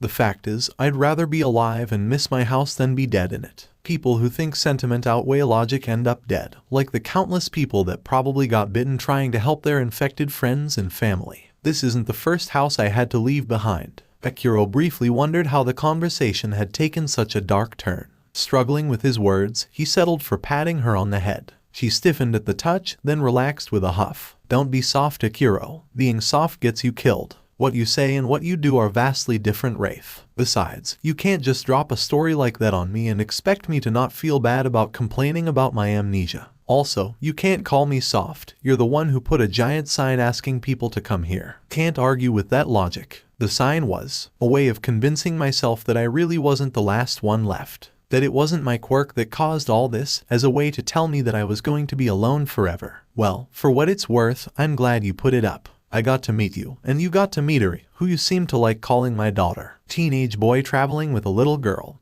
What else was I supposed to think? Now keep quiet. Midori's a growing child and needs her rest. God knows how much I slept when I was her age. Try to get some rest so I won't feel guilty about keeping you here." He rolled his eyes at the comment but didn't reply. Somewhere in the conversation, Eri had somehow dozed off again and was now drooling lightly on his shirt. Adjusting her position, he closed his eyes and hoped to get some sleep this time. After a few minutes of comfortable silence, Wraith whispered, "Thanks, by the way." Akiro raised a questioning eyebrow. Even if the person it was directed at wouldn't see it. "For what exactly?" "For staying to help, even though you didn't have to. For putting up with me, even though we just met and you already have someone to take care of." "Don't make me sound like a saint," he chuckled semi-bitterly. "I knew I couldn't keep pushing forward and protect Eri on my own. You're not the only one benefiting from this. Even so, thanks. No one ever stuck around this long." When he fell silent, a hand swatted at his face. "Just take the compliment." "You're welcome then. Now go back to sleep before I start regretting not shoving you off." A quiet laugh later, Wraith's breathing evened out. Listening to the silence, his ears not picking up a single noise from the undead, his body finally decided to relax. Close to half an hour later of listening to nothing but soft breathing, he drifted off as well. If someone had seen the three individuals practically bound to one another, one would probably have assumed they were a family. If Midoriya Izuku was still around, instead of Akiro, he would have smiled and compared the sight to Class 1 after a particularly hard day. But there was not another person around that wasn't dead or searching for living victims, and Midoriya Izuku was locked up somewhere in the back of the devil's mind. So the trio slept in peace, not knowing what was to come. "You know, when I told you that you were going to get your last night of good sleep and to make it count, I didn't expect you to immediately come back here first thing in the morning. I even gave you a chance by keeping you awake the first time you tried to fall asleep." The voice of a child made him open his eyes, reaching for a shotgun that wasn't there. He quickly checked the surroundings to confirm where he thought he was. Unsurprisingly, he was in the mindscape, which still didn't make sense, on the couch he had been on a few hours earlier, with Midori leaning over him with an expression that hovered between bemusement and irritation. Akiro decided to take a leaf from Wraith's book and close his eyes, pretending that the small child didn't exist. In a sense, he was the obnoxious cat now, and Midori proved to be the not-so-amused owner, grabbing him by the collar and somehow lifting him into the air despite his small stature. Fully awake now, he groaned as the small child shook him like he was a particularly irritating piece of gum stuck to his hand. "Fine. What do you want from me, Midori? We haven't moved anywhere yet, so I can't think of anything you need me to do. Firstly, rude, I don't have to help you. Secondly, while you haven't done anything just yet, I dragged you in here so you'd know what to do when the time comes around to it. Like I said, time passes differently in here. Of course, depending on how much of a headache you want, I can stretch a minute into an hour, or even into a day. Oh, and if you try playing nice. If not, I can just set the time in here just enough to make sure you finish whatever you need to do and get maybe a minute of 2 or actual sleep." Okay, ignoring the active threat there, I have 2 questions. 1. If this is my mindscape, why can't I control it? 2. What do you need me to do? Eventually, with enough training, you'll be able to work out how to manage this place on your own and control it. Probably better than how I'm doing it, considering you're the actual owner of this place and I'm a figment of your imagination somehow created via a combination of Wraith's really interesting quirk and your mental state being as fractured as it already is. As for what I need you to do, I don't really have any task in mind right now, so some research and combat practice maybe. Midori reached out, and with 2 fingers pointed directly at the bookshelf, he flicked his wrist and a small book shot into his open hand. Unceremoniously putting him down and shoving the book into his hand, Midori walked off to do whatever a figment of your imagination did when you didn't see it, and he sighed. Looking at the notebook, he noted the title and quickly flipped through the few pages with actual writing on them to find scarily accurate pages on his 2 companions, a few types of zombies, and the weapons he currently had. Eri's page contained information about potential child abuse, a possible identity for her quirk. There were only 2, the ability to manipulate time and the ability to rewrite biological matter. Considering she was kept to help create those syringe bullets he currently had and strategies to ensure she was kept safe. At the bottom of the page was a single word, in bold and underlined 3 times, protect. Wraith's page was less detailed, mostly about potential applications of her quirk, her personality, and her need for physical contact. There was a page on regular zombies, the only really important information being that the head was the easiest way to kill them, and a sketch of the fire-wielding one that had been blown up by its own stupidity with a line of writing marked by a star indicating that the evidence of one indicated that more zombies could retain their quirks. quickly skimming the pages about weapons. Nothing he really needed to know. They were mostly about how useful they were in a certain range from enemies and how to use them. He wondered what to do with the book before just tossing it in the direction of the bookshelf. Surprisingly, it vanished before it hit it, rematerializing in the shelf itself. Snickering at the weirdness of the situation, his laughter was cut off when Midori walked back in through a front door that appeared and vanished just as quickly, breathing heavily and brushing frantically at a shoulder that was on fire. When he noticed the questioning gaze, he shrugged and muttered something about monsters. Seeing that Akira was done with the book, his face brightened. "Well, since you're done with the notes, I just managed to set up a shooting range over there and your guns can be used at it. Also triggered some things outside so whenever you feel like dying, you can go out and do housekeeping. So, you can practice shooting things, go outside and fight those things that I wouldn't touch with a 10-foot pole. Or you could spar with me, hand to hand." He felt a smile stretching across his face, and a glance at Midori showed a mirror of his own expression. Without saying a word, the younger boy moved to a door, opened it into a completely padded area, and wrapped some bandages that he produced from nowhere around his knuckles. He followed suit, getting a roll of tape tossed at him to use. "Don't go easy on me because I look like a kid. We both have equal amounts of fighting experience." "Never was going to. It's rude to underestimate someone. House rules, we fight till one of us surrenders or gets knocked out." "Ready?" Akira responded with a quick jab, smirking when Midori reacted fast enough to block it with a forearm that felt like it was made of iron. This wasn't what Akira was expecting when he got dragged back into the weird mind realm by a small child that was closer to an imaginary friend than an actual person, but was surprisingly real. Then again, he didn't know what to think of the whole situation since the beginning. At this point, with the dead rising again, he wouldn't even bat an eye at anything that could possibly happen anymore. All things considered, Midori was a surprisingly good opponent considering he looked like a 7-year-old boy. After taking the first hit, the green-haired devil started bouncing around the place, not in one location long enough for a good hit, but still managing to throw his own punches while darting about. He was hard-pressed to keep up with the speed, blocking each hit sent his way. Luckily for him, the jabs weren't heavy-hitting, so his arms barely stung after 2 minutes of just trying to figure out what to do. After a particularly heavy hit that made him stumble, a sudden flash of inspiration crossed his mind and made him mentally facepalm at his own stupidity. When the next punch was sent his way, he dropped his guard, catching it in the chest. The impact was jarring, but it had made Midori pause long enough for him to turn and kick the smaller boy in the ribs. With a small oof, his opponent fell backwards and onto the floor. Not wanting to waste the opportunity, he moved for a curb stomp, cursing slightly when the lack of a serious impact because of the cushioning allowed him to recover fast enough to dodge out of the way by rolling, his foot colliding with the floor where his chest used to be. Switching to a sweep, the edge of his foot smashed into Midori's hands when he brought them up in time to catch it. Gripping onto his shoe, Midori wrenched it to the side and smashed a fist into his ankle. Wincing at the sudden show of force, Akira twisted his body and attempted to jerk his leg out of the vice-like grip that his younger counterpart had put it in, and when the only thing he accomplished was dragging Midori against the ground, he hesitated for a fraction of a second before using his other foot to stomp down on his opponent's wrists. Midori refused to let go despite the fact that he could feel the bones giving way under his foot. Instead, he smiled and with another quick twist, dislocated the ankle that he was holding. Crying out at the sudden bolt of pain,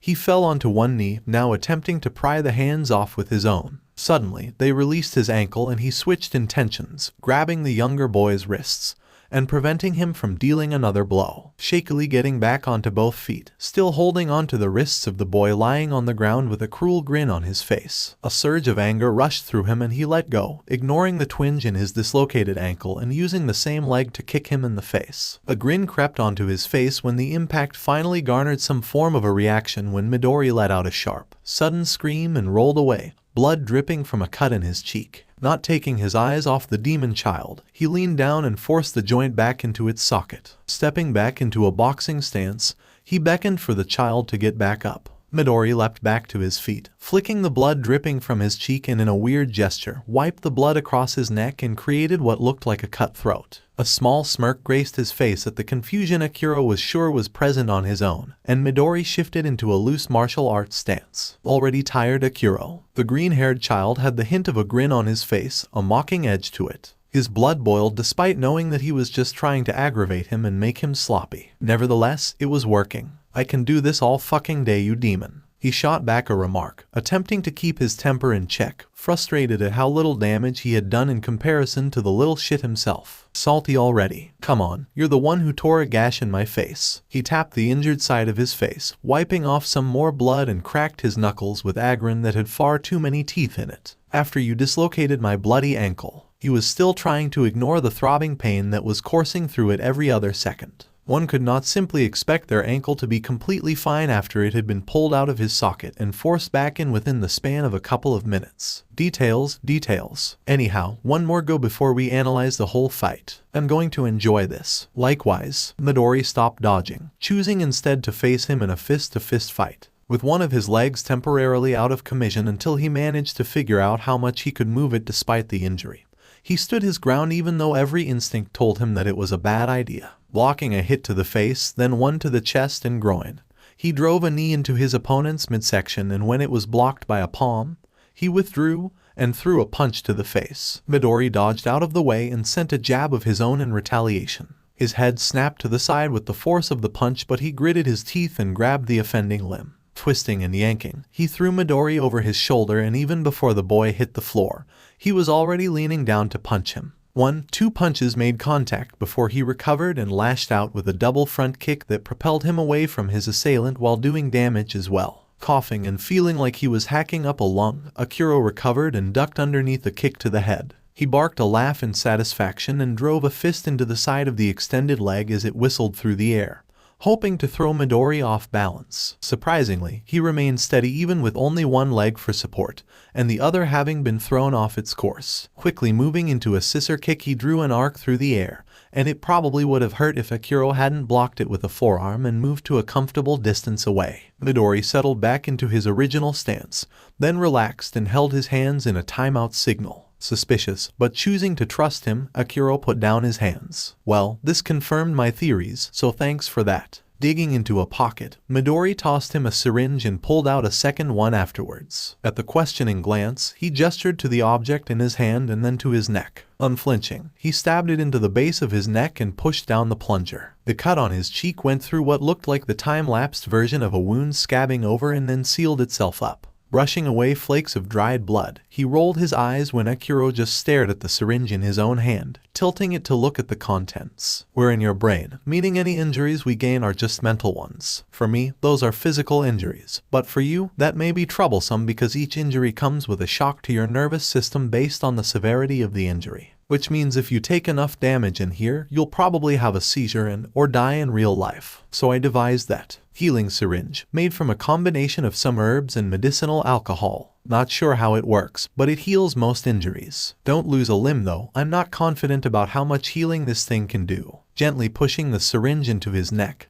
he briefly wondered if it was a bad idea to introduce the liquid mixture of plants and alcohol, of all things, into his bloodstream before deciding that a mental shock was probably worse than whatever could happen to him because of the questionable concoction. Gently depressing the plunger, he jerked as an icy cold sensation spread from the point of injection and coursed throughout his body, gathering at his previously dislocated ankle before dissipating. Rotating it experimentally, he was pleasantly surprised to find that it no longer hurt. In fact, it felt like it was brand new. Nodding in thanks, he began asking the questions that he had running through his brain. So firstly, I'm guessing you were the one responsible for creating that notebook. Also, what do you mean by your suspicions? Midori paused in testing his limbs for who knows what, then sighed and sat down. Not knowing what else to do, 𝗧𝗏 sat down in front of the boy, shaking the last vestiges of ice from his system. I don't just sit around and watch Wraith act like a lazy house cat all day in here. While you get stuck underneath your companions, I study and learn.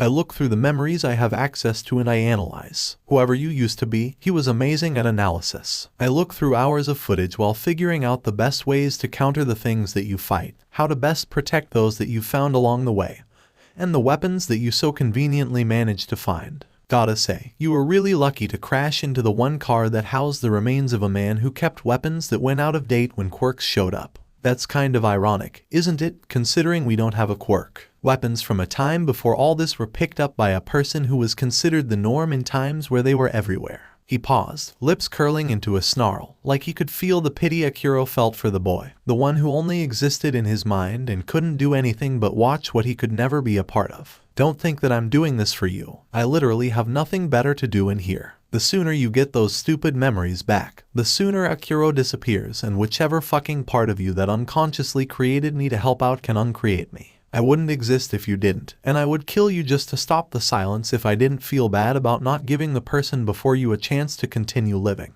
After all, he definitely had something to fight for, or we wouldn't have been born in the ashes of some grand last stand situation. So we'll figure out what he was looking for, unlock that forsaken door up there, and I can stop existing. Akiro gulped at the clear hostility he could feel rolling off the young child in waves, wondering how it must feel to know the only reason you were alive was just to serve as a helper. Despite how much of a jerk he had been, he still felt pity for the young child that was apparently just a mental construct. Mentally, he filed away a note to figure out if transference of consciousness was a thing or there was a way to help Midori on his path to non-existence. I'm sorry. Midori visibly tensed up at the apology, before calming down and giving him a facsimile of a smile in response. Don't be. I'm not mad at you. I'm just mad at the world in general. And bitter. You would think that if someone had the ability to create a mental version of themselves to assist in their endeavors, they would also be able to make sure that mental version of themselves could go into some hibernation state. Instead, I'm just here constantly monitoring everything and making sure that everything's in order. Mostly, I just suppress whatever fatigue you have as long as I can so that you don't suddenly pass out when running away from your problems or something like that.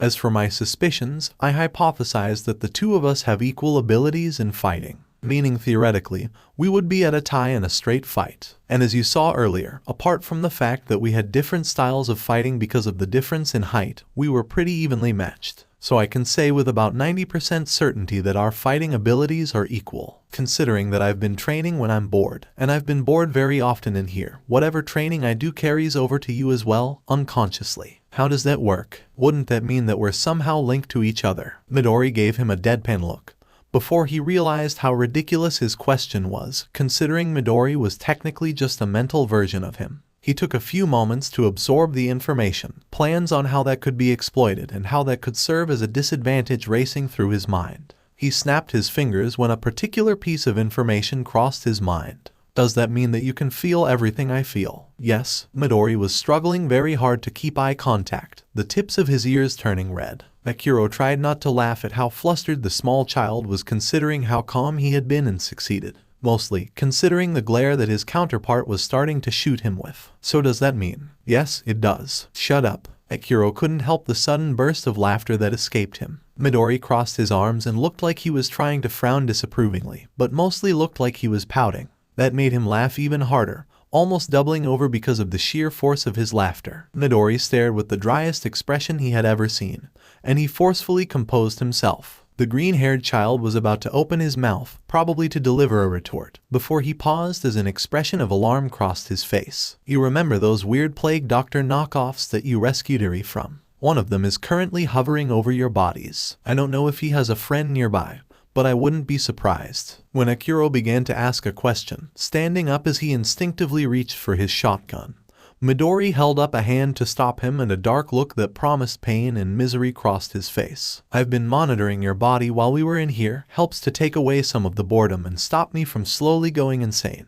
A second one has showed up and this one seems to be the boss. They're discussing whether or not to kill you and Wraith, then take Eri or attempt to take Eri back first before you guys wake up so that there wouldn't be a chance of you two fighting back if one of you reacts fast enough. This second guy doesn't look strong compared to the first and he's arguing that it would be easier to kill you two before they take Eri. But the first one thinks that he should give you two some chance of survival, and despite the fact that they seem weak, the fact that there are so many zombies mean they can put up a fight. They look like a team, unsure of what their quirks are, but this is most likely the brain and brawn combo. So one has some sort of strength-enhancing quirk while the other probably acts as support. A defense quirk maybe, or something that lets him augment the abilities of someone else. Most likely, we should strike now while they're still arguing. I suggest taking out the brawn first. Unless the brain's quirk is able to repair injuries, a shotgun blast to the chest should be enough to do it. And if it isn't enough, the blast should wake Wraith up and give us a second member to even the odds. Exactly. You ready? I have some control over your body, so I can raise your arm and prime the barrels before you shoot them.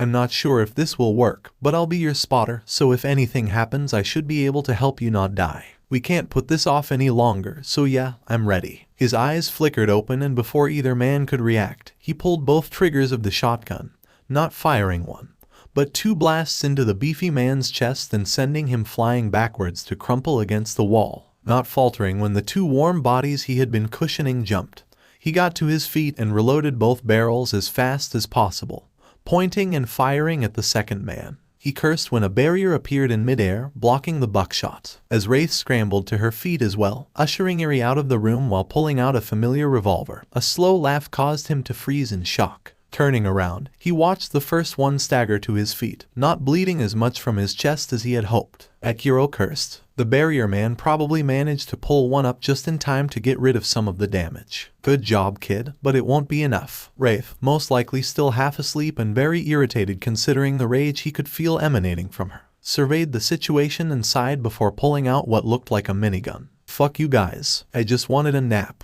Opening fire, bullets peppered the barrier and the wall, slowly pushing the men back through sheer force alone. He was impressed, considering how the barrier didn't look like it was taking damage from the bullets despite the wall being reduced to dust behind them. With a growl that belonged more to a feral animal than a human, Wraith continued firing with one arm while reaching for something with her other. She tossed a tube-like object to him, not pausing even as the minigun began to glow with heat. He briefly glanced at the tube before shrugging and throwing all caution to the wind and just aimed it at the duo, hoped for the best and depressed the button. His arm snapped back at the sheer explosive force of the rocket that shot out of it, exploding against the barrier just as Wraith dropped the minigun and pulled up another riot shield big enough to cover both of them. With a sound like the shattering of glass, the barrier broke, and so did the wall. Not even waiting a second, she charged forward with the shield, slamming both of them and sending them out of the building. Looking back at Akiro, she gave an apologetic smile and gestured to the hole. They interrupted my nap. Wanna kill them? Despite the situation, he sighed and shook his head before reloading the shotgun again.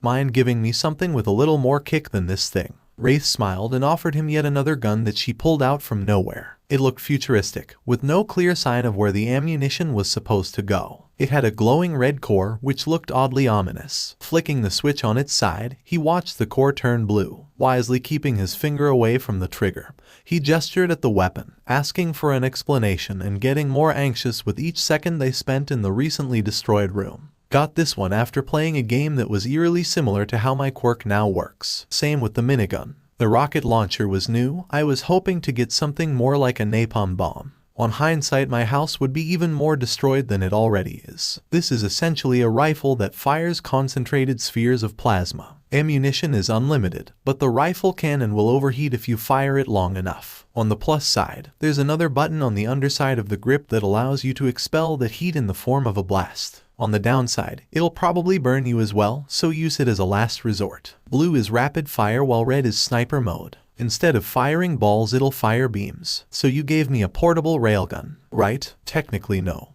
because a railgun relies on magnetically propelling an item at high speeds, but I'm getting sidetracked here. We should get going. Here's another weapon for close range. She tossed a double-barreled shotgun that looked ancient, with something that looked like a grappling hook on the underside of the 2 barrels, and go make sure your daughter is okay. I'll buy you a little time, but don't take too long. Wraith gave a cheeky grin before removing her revolver from her holster. Saluting with the gun, she leapt out the hole and was immediately rewarded with a cry of surprise and another that resembled excitement. Carefully removing his original shotgun and equipping the new one, he called out for Eri as he walked out the door she had escaped through. Looking around the empty living room, Akiro was about to call out again before a small voice brought his attention to the child that had somehow tucked herself under the couch. She was muttering about the evil bird people and how they were going to take her back. His blood boiled, but he forced an expression of calm as he bent down to make eye contact with Eri. Eri, I need you to stay hidden until we get back. If we don't, run. Do whatever it takes to stay alive. He gently laid down his original weapon with 10 additional shells beside her hiding spot.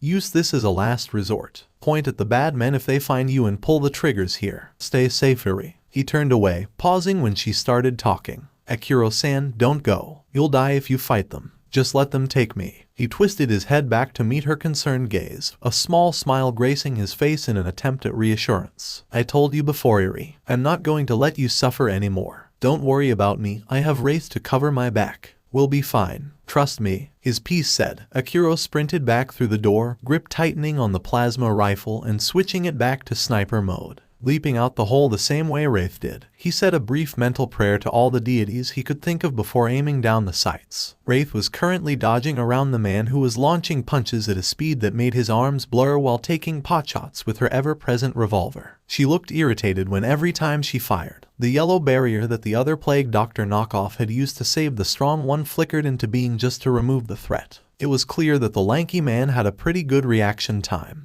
However, he thought as a finger curled around the trigger and tightened, reaction time doesn't matter when you don't see the threat. With a low hum that reminded him of an electrical bulb that was slowly being overloaded, a beam of plasma exited the gun, heading straight towards the barrier man. His eyes widened as the bolt shot towards his chest and he brought up the barrier a second too late. To his irritation, while he had been too late, the brawn had managed to shove him out of the way and took the bolt through the arm. He yelled out in pain as the projectile burned a neat hole through the center of his upper arm and clutched at it. 𝗧𝗏𝗧𝗏 realigned his sights as the sheer recoil of the gun had been able to push him backwards, firing twice more as the gun grew uncomfortably hot in his hands. The barrier man brought his shield up successfully this time, absorbing the first plasma projectile but shattering after the second one. He cried out, pausing just a fraction of a second. Thankfully, it was enough for 𝗧𝗏 to fire off another 2 shots, twin sprays of blood coming from her target's hands before he brought up another barrier. Distantly, he could hear a string of expletives come from his partner as she ducked under another flurry of punches, not batting an eye as she holstered her revolver and tapped the man in several places on his chest before a blow made her shoot back into a car. The man roared victoriously,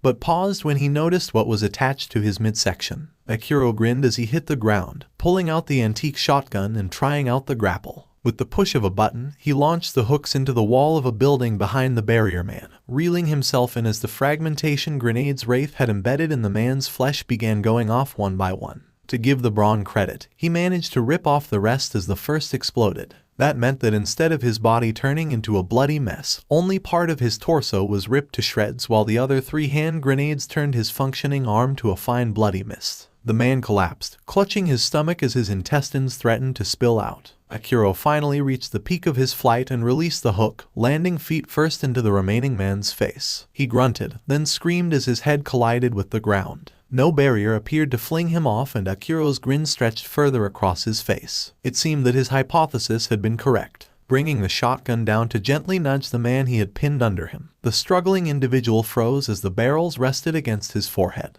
𝗧𝗏 had recovered, wiping blood from her mouth and had redrawn her revolver, keeping it trained on the other guy, kneeling in his own blood and laughing despite the fact that his life essence was draining from him. 𝗧𝗏 exchanged a look with him, having a silent conversation even as one man began dying, and the other prepared for his head to dissolve. Slowly, he shook his head, lip curling at how the 2 adults had been reduced to shells of their former self in moments, pulling the shotgun back up. 𝗧𝗏 sighed, dropping the gun and pulling out several syringes. Walking up to the laughing man, she not too gently stabbed them into the major wounds he had and stepped back, warily watching the strong man's arms regenerate as the holes in him sealed up. The laughter had died down, replaced by pained grunts as he got to his feet, removing the plague doctor mask to throw up blood. The barrier man pushed himself up to a sitting position, rubbing his head. At the questioning look given, 𝗧𝗏𝗧𝗏 gave a smile that was more of a snarl. I have questions. Until then, you 2 are not allowed to die. The strong man barked out a laugh, a wide grin on his face as he looked at the teenage duo with something akin to respect in his eyes. You 2 are strong. I'd be more impressed if you didn't have to resort to weapons. But beating the 2 of us isn't easy, especially the girl. Good job on taking those punches like a champ. 𝗧𝗏 responded with a smile that didn't quite reach her eyes, wiping away any blood still dripping from the side of her mouth before flicking the droplets onto the ground. Sensing the concern emanating from 𝗧𝗏𝗧𝗏, she gave him a sideways look that indicated she was fine. Look, whatever your name is, when I wake up to find 2 men standing over my body and discussing whether or not to kill me, I don't punch them, I kill them as quickly as I can. As I've said before, the only reason you're still alive is because I want answers. Answer them honestly and maybe we'll let you go. If not, 𝗧𝗏 will do the honors of killing you 2 with the biggest gun she has. Who are you and who do you work for? The girl in question shot him a glare that promised retribution before sighing and pulling out a gun that glowed a radioactive green and was almost as big as her. The grin on strong guy's face flickered before he shrugged. The barrier man let out a groan and bowed his head in defeat. My name is 𝗧𝗵𝗃 𝗫𝗁 and that uncultured behemoth over there is 𝗧𝗵𝗃𝗀𝗏. We are part of the 8 precepts of death and work under Master 𝗧𝗏𝗏. He spoke the name of what he assumed was a gang with no small amount of reverence, and he filed the names away for future reference. Wraith put the gun away and took a seat, patting the space beside her when Akiro remained standing. Weighing the pros and cons, he decided that it didn't really matter and sat beside her. Almost immediately, she draped herself over his lap, much to his disgruntlement but not a lot of surprise. The 2 adults watched them in disbelief before Kendo let out another bark of a laugh. Aren't you afraid that we'll kill you? You even healed me from those injuries. Wraith, not bothering to get up, answered with a beaming smile that reminded him of the sharp edge of a dagger. Your barrier man. Sorry, 𝗧𝗵𝗃 over there is still out of commission. While you may have been saved from your death by the medication I gave you, regeneration requires a huge amount of stamina. At this point, I don't even need a gun to beat you. Kendo's eyes gleamed and Akiro had a sinking feeling that the only portion he heard was don't even need a gun as he stood up and cracked his knuckles. Well, come on then. No guns, no knives, just fists alone, just the way I like it. Or are you too scared, little girl? The little girl in question glared from her position, starting to get up before Akiro pushed her back down. When she protested, he patted her head as if he was calming down a particularly irate cat. Your legs are shaking, Kendo-san. Sit down, talk, and afterwards I can watch Wraith beat the stuffing out of you a second time. The man snorted, but sat down reluctantly. 𝗧𝗵𝗃, who had been watching the exchange, spoke again. May I know your names? It would be disrespectful of me to just address the 2 of you as boy and girl, considering how quickly you defeated us. I'm Akiro. This is Wraith. I'm not sure if that's her real name. The thin man scrutinized their faces carefully, eyes widening as they traced his. Suddenly, he felt as if he was being looked at from under a microscope and shivered as 𝗧𝗵𝗃 began muttering to himself. Kendo gave him an odd look, then focused on the teenage boy's face and snapped his fingers, eyes gleaming in recognition. You look just like that hero kid the League warned us about. He sat up straight at that comment, something akin to hope flickering to life inside his chest. Explain. Originally, the League of Villains reached out to us, wanting an alliance. Despite their failure, they still left us some advice in exchange for some of our resources after the Mist Man negotiated on behalf of the man-child. They said to watch out for a green-haired boy with a smile that didn't reach his eyes. Even had a picture and everything. He looked exactly like you do, minus the scars. What was his name? Kendo jerked back slightly at the sudden seriousness his tone had taken, tapping his chin thoughtfully before shrugging. With a growl, he punched the ground, ignoring the stinging sensation as his knuckles split on impact from the sheer force. Looking at 𝗧𝗵𝗃, he hoped against hope that the other man would know the identity of someone that could have been him, but was met with something that looked like an apologetic glance. He snarled, breathing heavily and composing himself with difficulty. Who would know the identity of the kid? Then why were you hunting us? The boss probably knows who the kid was because he was straight up obsessed. Gotta say, that kind of freaked me out. As for why we were looking for you, well, you have something that belongs to the boss and he wants it back. Wraith sat up, eyes flashing in warning as a dark aura began leaking from the teenager with his face turned towards the ground. She does not belong to your fucking boss. Leave before I change my mind and decide you two would look better as a stain on the ground. The adults exchanged a look as the teenagers stood up, one cracking her knuckles and stretching while the other one held both guns,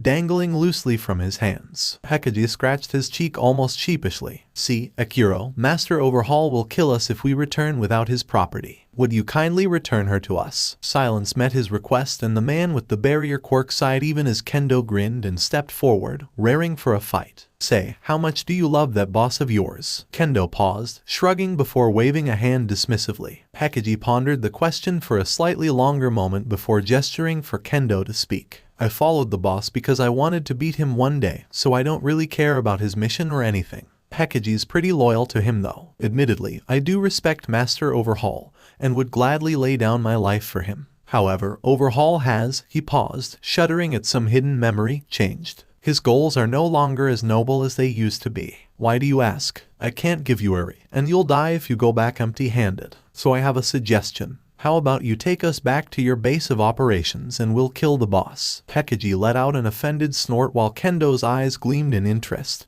and a hint of excitement. What makes you think that you can defeat Master 𝗧𝗏𝗏? You two are just children. Look, if you fight us, you're going to die. At least this way, you'll have a chance to stay alive. Do I still get to fight you? Afterwards, if we're still alive, I'm in. This is going to be fun. 𝗧𝗵𝗃𝗃, I cannot believe that I'm even entertaining this idea. Fine, we'll take you there. Excellent. Once again, Akiro contemplated the abrupt turn his life had taken. If someone had asked him to write a book about his own story in the past few days, he'd put it under the fiction section and figure out who had written it just to put that person in a mental hospital. First amnesia, then a zombie apocalypse, then he had saved a girl from some freaks with masks that went out of season after the last time a serious plague had racked the world, met up with a girl who hid behind a name more fitting for an assassin and more guns than he had seen in his life, and now they were hatching a plan to kill whoever had imprisoned Iri in the first place. He briefly wondered if this was how life was like for normal people as he reluctantly returned the 2 guns he had gotten from Wraith. She took both of them, eyes not moving from how they were trained on kendo, and her hands tightened on the weapons shortly before they disintegrated. He mentally mourned the loss of the rather impressive weaponry that he had developed an affection for in the brief fight that he had used them before clearing his throat to get the attention of the duo glaring at each other. Pointing at 𝗧𝗵𝗃𝗃, he was mildly embarrassed when the older man stiffened like a new recruit under the gaze of a veteran soldier. I'm going to go get Iri. 𝗧𝗵𝗃𝗃-san, he tacked on the honorific, noticing how the man seemed to relax when addressed properly. Make sure that these 2 don't start a fight. That drew a nod from the man he had instructed, a low whine from Wraith that probably went unheard by the others, and a complaint from Kendo. Come on, I just got healed and you promised that I could get a good fight if I listened to your boring talk about how we're going to fight the boss, of all people. Akiro rolled his eyes at the almost petulant tone the older man had taken,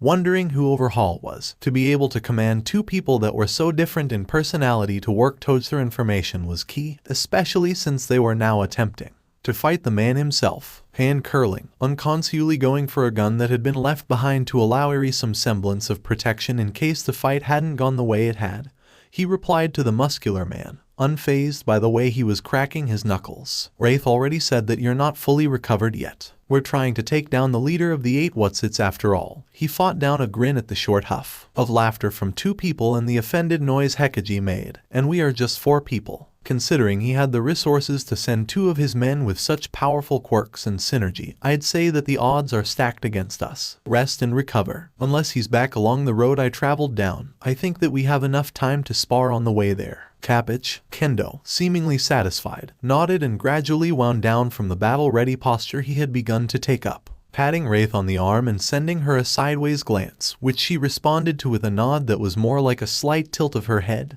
He walked back before pausing and, regretting the decision already, turned to address the man he had just dismissed. Kendo-san, could you throw me through that hole over there? I'd walk back to the front of the apartment, but that'll take too long. Akiro was suddenly reminded of the miraculous state of his legs and hoped that durability was somehow built into him as the strong man picked him up and adjusted his stance. Under the concerned but amused gaze of his fellow teenager, and the look of horrified awe on 𝗧𝗵𝗃𝗃's face, he was thrown like a shot put, a foot catching on the edge of the hole, drastically decreasing his momentum before he tucked his head into his arms as he smashed into the wall he had been using as a support while he was resting. With a grunt as the air in his lungs was forcefully expelled and wincing afterwards at the bruises he could feel forming already, he picked himself up and called out for Iri. He was rewarded with the roar of a shotgun and jumped because of the abrupt sound. Ears ringing, he called out again, and the white-haired girl peeked from the edge of the doorway, looking very sheepish and holding a smoking shotgun. Seeing him, her eyes widened and she dropped the gun to run to him, arms snaking around his waist as she hugged him. Slowly dropping to one knee, making sure not to disturb her, he returned the embrace until she stopped trembling. He gently tilted her head to make sure they were seeing eye to eye. He began speaking. Iri, we're going to get rid of the bad man who did this to you. Her eyes widened again, this time in shock, and the girl frantically shook her head, repeating the word no over and over again. Please don't. He'll kill you. I can't let him kill you. He patted her on the head, forcing a confident smile onto his face while his common sense screamed at him to take her advice.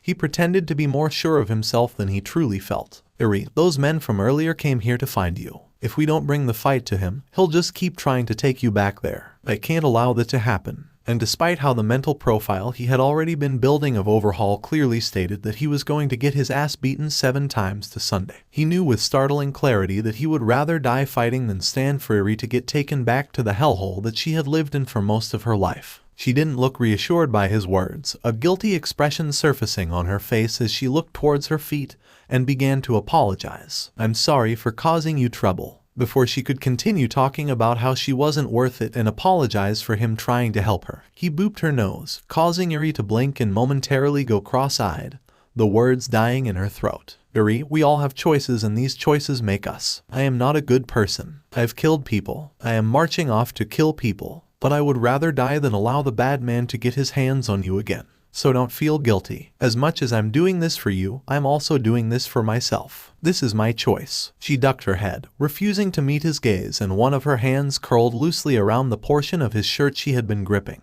But I don't want you to die, Akiro-san. You're the first person who was nice to me in a long time. I don't want you to die. Her voice took on a hysterical edge and he frantically waved his arms, attempting to calm her down. I promise I'm not going to die, Eri. You can count on that. But what if you do? Then I'll just have to come back from the dead then. That drew a startled laugh out of the young girl, something that he thought was a blessed sound and reinforced the fact that he would gladly die for her. Bringing her into another hug, he rested his cheek against her hair and hoped that he was doing the right thing. Because it wasn't only his life that he was putting on the line now. There was also Wraith's, those of the two would-be killers that he had somehow coerced to help them in their insanity-fueled cause, and that of Midori, and the nameless individual that he had been before the world had turned to ash. Admittedly, it was sobering to know that he held so much life in his hands, and these lives would be snuffed out if he made a mistake. But a determined look that was so reminiscent of the individual he had once been surfaced on his face, unseen to anyone who could have identified it. I don't plan on dying. Not until I rip 𝗲𝗏 to shreds and figure out who I was. It had taken some convincing, and a lot of blind faith in his new accomplices, but he had managed to both transport Eri and several bags of provisions out the new addition to the wall of Wraith's poor apartment. All things considered, he was lucky that he had the foresight to check on the trio that had been waiting outside after his brief heart-to-heart talk with Eri to tell them that he was bringing supplies, because when he had looked out the hole, he was greeted with the sight of Kendo and Wraith playing a game of rock, paper, scissors with disastrous consequences, judging from how the man was sent flying into the air after losing a round with a punch while 𝗧𝗪𝗓𝗄 lay on the ground, out of commission, judging from how his eyes had started glazing over. Shouting at them had gotten the duo to freeze and stop whatever they had been doing, looking like two children who had been caught stealing their parents' money straight from the wallet. He had rubbed between his eyes, aggrieved, and gestured for them to come over and with some careful positioning, used them to cushion Eri's fall after he had coaxed her into jumping out. Telling them to take care of her, he started raiding the shelves for bottles of water and packaged food, along with several bags to carry them in. Managing to find a few suitcases, he forced as much as he practically could into the suitcase shans guided by Midori, who rearranged the contents even when he thought they looked alright, and after alerting his companions, tossed them out the makeshift window. Holstering the shotgun, he swept the ammunition into the bag that had been his first companion and equipped his sidearm as well. Hesitating, he holstered the syringe gun to his other hip, reminding himself to ask the two adults about it. Shouldering the bag and grabbing his crowbar, really needed to get a new melee weapon. He gave the apartment one more glance, feeling oddly sad about leaving it. It was highly likely that they would never come back here. His quest was to figure out who he had once been after all, and for the short amount of time he had resided in this place, it had held some interesting memories. Walking to the front door, he pulled the key from its position in the keyhole and quietly locked the door from the inside. He smiled wanly, saying a brief goodbye that no one but him in the empty apartment could hear, and jumped out the hole in the wall. Summer's smile replaced by a wide one when Kendo had to move out of the way as he landed in a crouch. Slowly standing up and testing the strength of his legs, he gestured for the more sane of the two adults to lead the way. The lanky man sighed before beginning to walk, Kendo and Wraith following behind, bickering like children. Eri gave him an uncertain look, doubts clearly listed on her face. Akiro gave her a genuine smile and extended the hand not holding a weapon to her. Hesitantly, she took it and they brought up the rear. The five of them must have made an odd sight, walking along a road devoid of all life and surrounded by the remnants of an age that had just barely ended.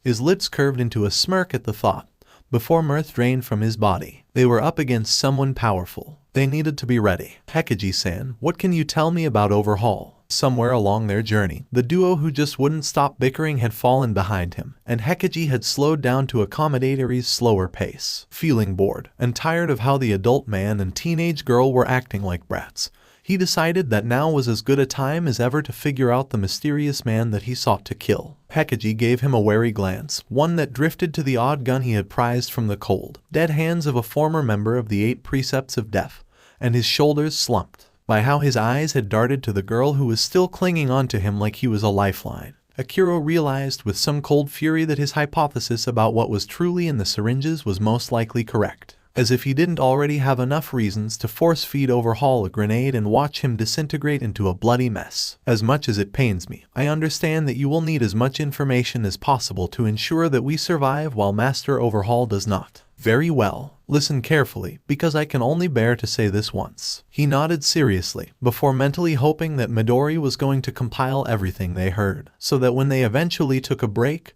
the mindscape could be used to break down this plague Dr. Wannabe. Master 𝗲𝗏's quirk is also called 𝗲𝗏. It is where his name comes from. It allows him to destroy and repair everything that he touches with his hands, including living beings. Yuri's flinch made him understand what she had meant when she had mentioned being torn apart and put back together, and the cold fire building in him burned brighter. His temper makes it so that we have to replace some of our members often, but we would all gladly die for him and his cause. 𝗲𝗏 wishes to remove the disease that currently plagues our world. Quirks. The sudden surprise made him pause for a fraction of a second. Someone who wanted to eradicate quirks, even when he had one that could arguably allow him to become one of the most fearsome villains to ever exist. Interesting. I guess that's what Mr. Nameless Grunt meant when he said my quirk was gone. His hand strayed to the gun, brushing it almost reverently as pieces began to click into place inside his brain as he listened to Hekiji's explanation with rapt attention. Miraculously, almost as if it was destined for Master 𝗲𝗏 to purge quirks from our world, he discovered the means to do it. I do not know what methods he uses, but he has been engineering a drug that can remove quirks, albeit temporarily. However, with enough time and effort, it should be able to disable quirks permanently. He spoke like a preacher praising his god, and Akira couldn't help but want to burst his bubble. Not wanting to outright use Yuri's suffering as a means to destroy the man's view of his leader, he picked his words carefully. So why does your boss need Yuri? Hekiji paused, a series of expressions flickering across his face before he shrugged, settling on an unreadable expression. Yuri is Master 𝗲𝗏's daughter. I would imagine that he wants to be reunited with her, but... He glanced at Yuri again, who had curled into herself at the mention of the man who had ruined her life, before exchanging a look with Kendo,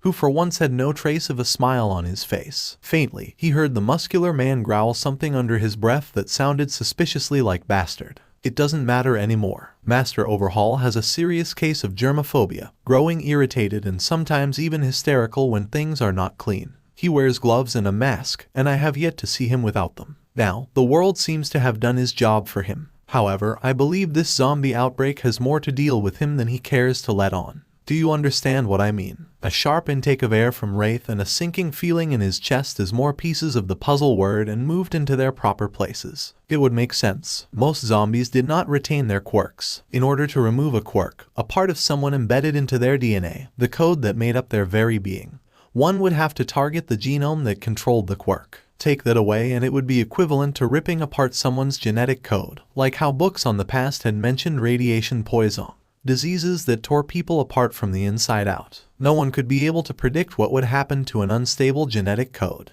Therefore, anything could happen, including turning the person into a zombie. While I may understand Master 𝗲𝗏's mission, I do not condone unnecessary violence. If this death and violence is due to him, then he is a different person from the Master I respect. Akira smiled thinly at that. A silver lining in a very dark cloud. A single piece of information that had possibly been the only reason Hekiji had agreed to join their crusade. What can you tell me about the 8 precepts of death? As the sun began to set and the shadows crept across the ground, Hekiji painted pictures of those that he had to be wary of. While the regular members would gladly lay down their lives for their leaders, it was the people part of the group that the 2 adults had just recently belonged to that would be the most dangerous fighters they would have to face. He wished that a stealthy approach could be possible, but when it was brought up, the thin man had shut down the idea quickly, citing how they were on high alert, owing to the countless members of the Walking Dead roaming nearby. A frontal assault would be the way to go. Wraith would most likely take care of the breaching and clearing, but there were so many variables to deal with. How fast the Yakuza could recover and fight back, where 𝗲𝗏 was located,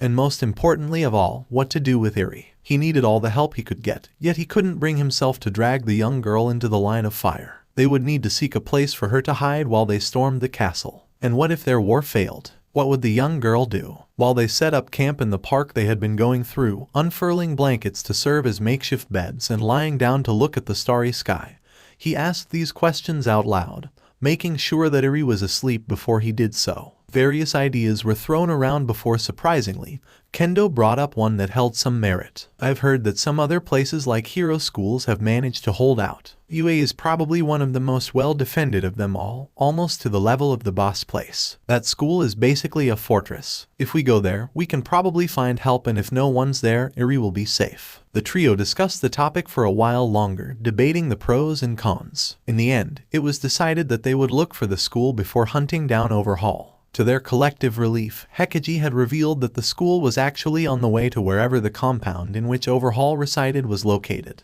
They could stop there, then resupply and move out, with 𝗧𝗓𝗧𝗏 left behind, hopefully under the care of heroes that had survived. Agreeing on their course of action, they laid back to begin sleeping. A few moments of comfortable silence passed before Akiro broke it. We're still going to do this with only the four of us. Can't afford to let 𝗓𝗏𝗏 know that UA still survives in case he decides to take revenge. We're also going to need transportation. The other three people who were still awake made noises of agreement, too tired to speak after walking for so long. Another few beats of silence passed before he mentioned, offhandedly, something that felt right to say. I need a motorcycle. Surprisingly, even 𝗧𝗓𝗧𝗏 laughed quietly at the sheer randomness of the statement. Unsurprisingly, he woke up in the mindscape to the sound of clapping. Somehow, he could immediately tell that Midori was being sarcastic with his applause. Akiro ached all over, especially his shoulders and back. Was this how it feels like to be an old man? He moved slightly from his position, face down on the couch, and immediately winced when his muscles protested at the effort. I never want to get old. Midori grabbed the back of his collar and forced him back into the couch, before grabbing something that rattled as he lifted it. Akiro tilted his head to the side, seeing the green-haired kid hold a bucket. Before he could ponder what was in the bucket, the boy gave him a sadistic grin and dumped the contents onto his back. An unholy number of ice cubes poured out of the relatively small bucket,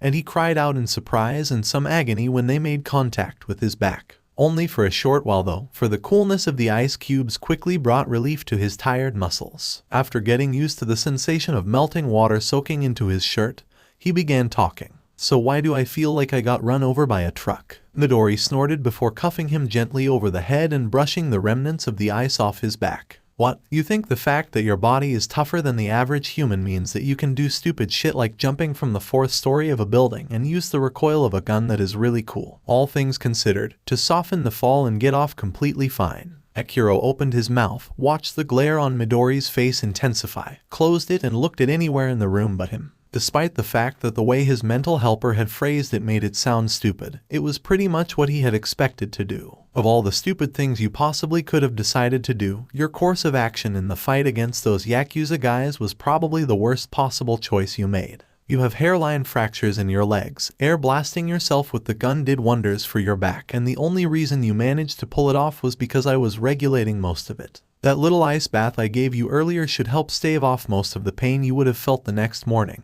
Honestly, just because you have nothing to lose doesn't mean that you can go into every fight like it's going to be your last. Midori sighed, scrubbing the back of his head furiously before shaking it. I fight recklessly because I know that you have my back. Besides, the whole accelerated regeneration thing is pretty handy in situations like this. I stay within the boundaries of the barely human. You help me out when I get too far and everything works out. Also, I didn't really do much in the fight. It was Wraith who did most of the work. Akiro twirled a finger in the air, standing up and stretching his joints with relief. Midori growled, but he could see the slight flush to his complexion at the backhanded compliment. Pretending that he hadn't already forgiven him, Midori walked to the bookshelf to throw the same notebook that Akiro had read the previous night. Opening it, he noted the several new entries, including complete profiles on 𝗧𝗓𝗧𝗏 and Kendo. Giving the green-haired child an impressed look, he closed the book and tossed it back. You've done a lot of work. He bowed to the child perhaps half his size. I'm sorry for making you do so much in order to keep us alive. Midori waved a hand, slotting the notebook back into its original position and quickly made Akiro get back into a standing position.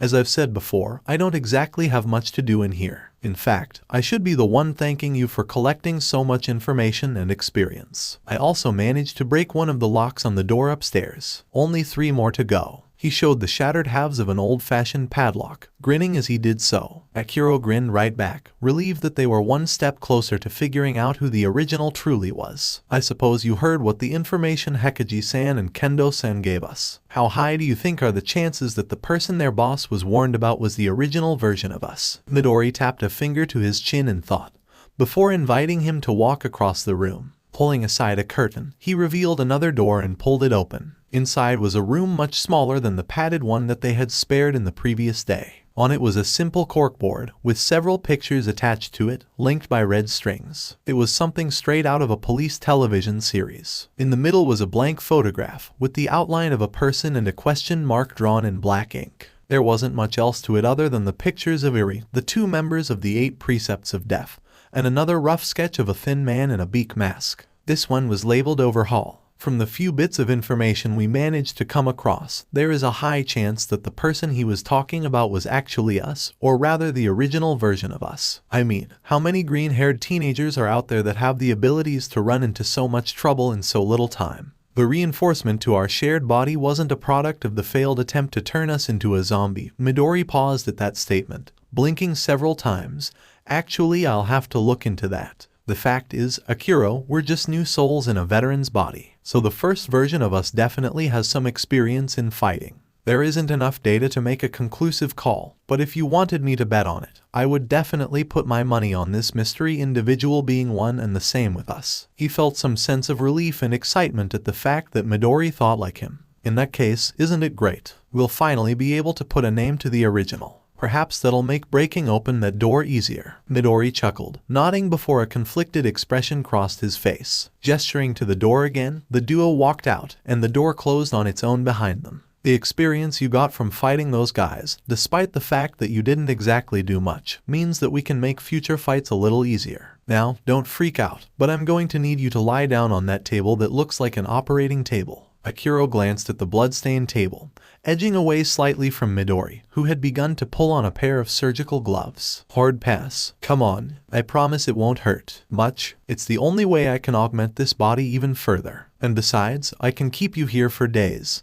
So either you lie down on that table, or I kick you out and you fight the abominations that lurk out there. They're getting antsy without a master. The gloves were tightened with a resounding snap, and after carefully weighing the options in his head, he sighed and strode over to the rusty, blood-stained operating table. Lying down, he winced as the straps came to life, binding his arms and legs. The blades whirred and clicked, some coming dangerously close to his neck and head. Midori leaned over him, a serious look on his face. From what I've seen of the fights you've gotten into, the thing we need the most right now is stamina and health recovery. Now hold still, 𝗧𝗏𝗧𝗏 screamed as the blade began digging into his head, the green-haired demon that was supposed to be helping him humming a tune as he adjusted the blades. 𝗧𝗏𝗧𝗏 woke up with a start, almost yelling but managing to swallow the urge. Patting his head to make sure that there wasn't a god-forsaken hole in his skull, he shivered as the phantom feeling of hands poking around in his brain teasingly tortured his nervous system. Flexing a hand, he wondered whether or not the operation that seemed to last for hours worked. He was highly skeptical that a mental adjustment would be able to make him physically stronger, but he had already seen enough things to not question the way the universe worked. Looking around, he groaned softly. The sun was still absent from the sky, and sometime during the night, Wraith had shifted over to curl up against him like a kitten searching for warmth. She was asleep this time, despite the sudden jolt to his system, so he carefully relaxed his body and rested his head against the pillow that he had claimed for the night. Watching the sky, he pondered their next move. They were planning to take down the entire 8 precepts of death with 2 teenagers and 2 former members of the organization. It was a project that was doomed to fail, like attempting to launch yourself to space through sheer explosive power. Then again, isn't that how spaceships work? He paused at the thought, wondering where it had come from. With the arrival of quirks, technological progress had slowed to a crawl, with everything focused on the hero industry. Spacefaring was a dream that could have become reality, but the lack of funding made the industry collapse pretty early. Space was no longer the final frontier, with flashier and flashier powers showing up with each generation. Everyone was willing to stay on Earth. So where did that thought come from? He gave the equivalent of a mental shrug, not wanting to wake Wraith from her sleep, considering the fact that she had unleashed hell on the duo that were now working with them just because they did such a thing. With Wraith's quirk in the mix, things would be a lot easier. Or harder. Easier because it would aid them in the sense that she could most likely just pull out a miniature nuclear bomb and lay waste to the Yakuza. Harder because her quirk enjoyed making life difficult for her. There was also the issue of Eri. If UA is overrun, they would be forced to bring her along to the fight as well. That could only end badly. And then there were the 2 former members of the 8 Precepts of Death. While Kendo was easily classified as a fight junkie, drifting from strong person to strong person, Hekiji was a tougher nut to crack. It was pretty simple to see that the man respected this overhaul. However, Akira knew that the adult also had some form of morals to him, for he was willing to betray his master just because of the suspicion that he was involved in things that even villains would probably wash their hands of. If one of them chose to switch sides again in the middle of battle, it would result in death. He resolved to make sure that their thoughts would never stray to that of turncoats. It would be a shame, considering how the adults already had little niches carved out in his plan. They needed a form of transportation, because while walking was a nice way to exercise, they needed to be in top shape for the fight. With all the cars around, it should be relatively easy to salvage one of them. The problem with that would be the lack of available roads, with pile-ups like the one he had climbed over being the norm. In conclusion, I really need a motorcycle. All of us do. He muttered the thought to himself quietly, freezing when Wraith shifted in her sleep, burrowing deeper into his side. Finally taking a good look at his second companion, his eyes briefly widened when he realized that Eri was in her embrace, a goofy smile on her face, and a hand latched onto his shirt. He wondered how he hadn't seen her, before chalking up to the pain flashbacks from Midoriya's help. Making sure that they were still asleep, he closed his eyes again, hoping that he would be able to go back into the mindscape to beat Midoriya up for operating on him and immediately tossing him out afterwards. All things considered, Earth without humans was quiet. No late night traffic, no lights to ruin the stars in the sky. Just him, the 2 adults that might kill them in their sleep, and the 2 girls attempting to convert him to a living pillow. He ran through that train of thought a second time, once again questioning the sanity of the original. For a fraction of his being to be this desensitized to violence,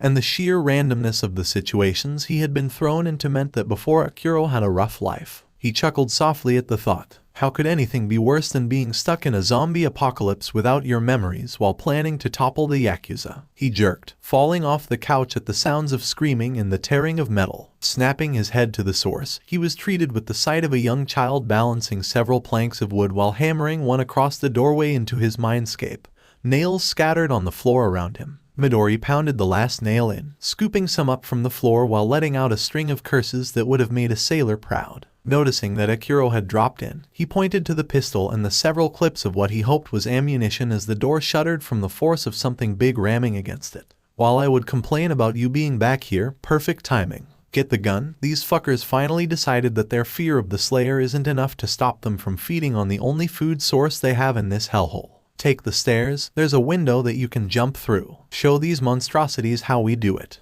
The door shuddered again and he swore violently, reinforcing it with several more wooden planks. Snatching up the pistol and hastily fitting the first magazine in, he pulled back the slide to load a bullet while dashing up the stairs. I hope this works. He jumped through the window, not flinching as several glass shards cut his arms and face. Landing as gracefully as one could land after jumping through a window, he assessed the situation. A large spider-like creature was furiously attacking the door. Well, spider-like was probably pushing it. It had 8 limbs, but it looked as though a child had decided to make humans out of clay and meld them together. A head was attached to each end of the creature, mouth stretching diagonally from skull to cheek. He watched, disgusted as it split open, drool cascading onto the floor. He aimed carefully, ready to put the creature out of its misery. Firing twice, he pegged a red, pulsating eye in the open mouth of the demon dog spider thing. It screeched, both heads snapping to look at him, unfazed by the bullets even as black blood dripped from the wounds. Suddenly, the pistol in his hand felt like a toy gun as he realized the thing was probably 4 times his size. Nevertheless, he fired 3 more times as it charged at him, dodging out of the way at the last second.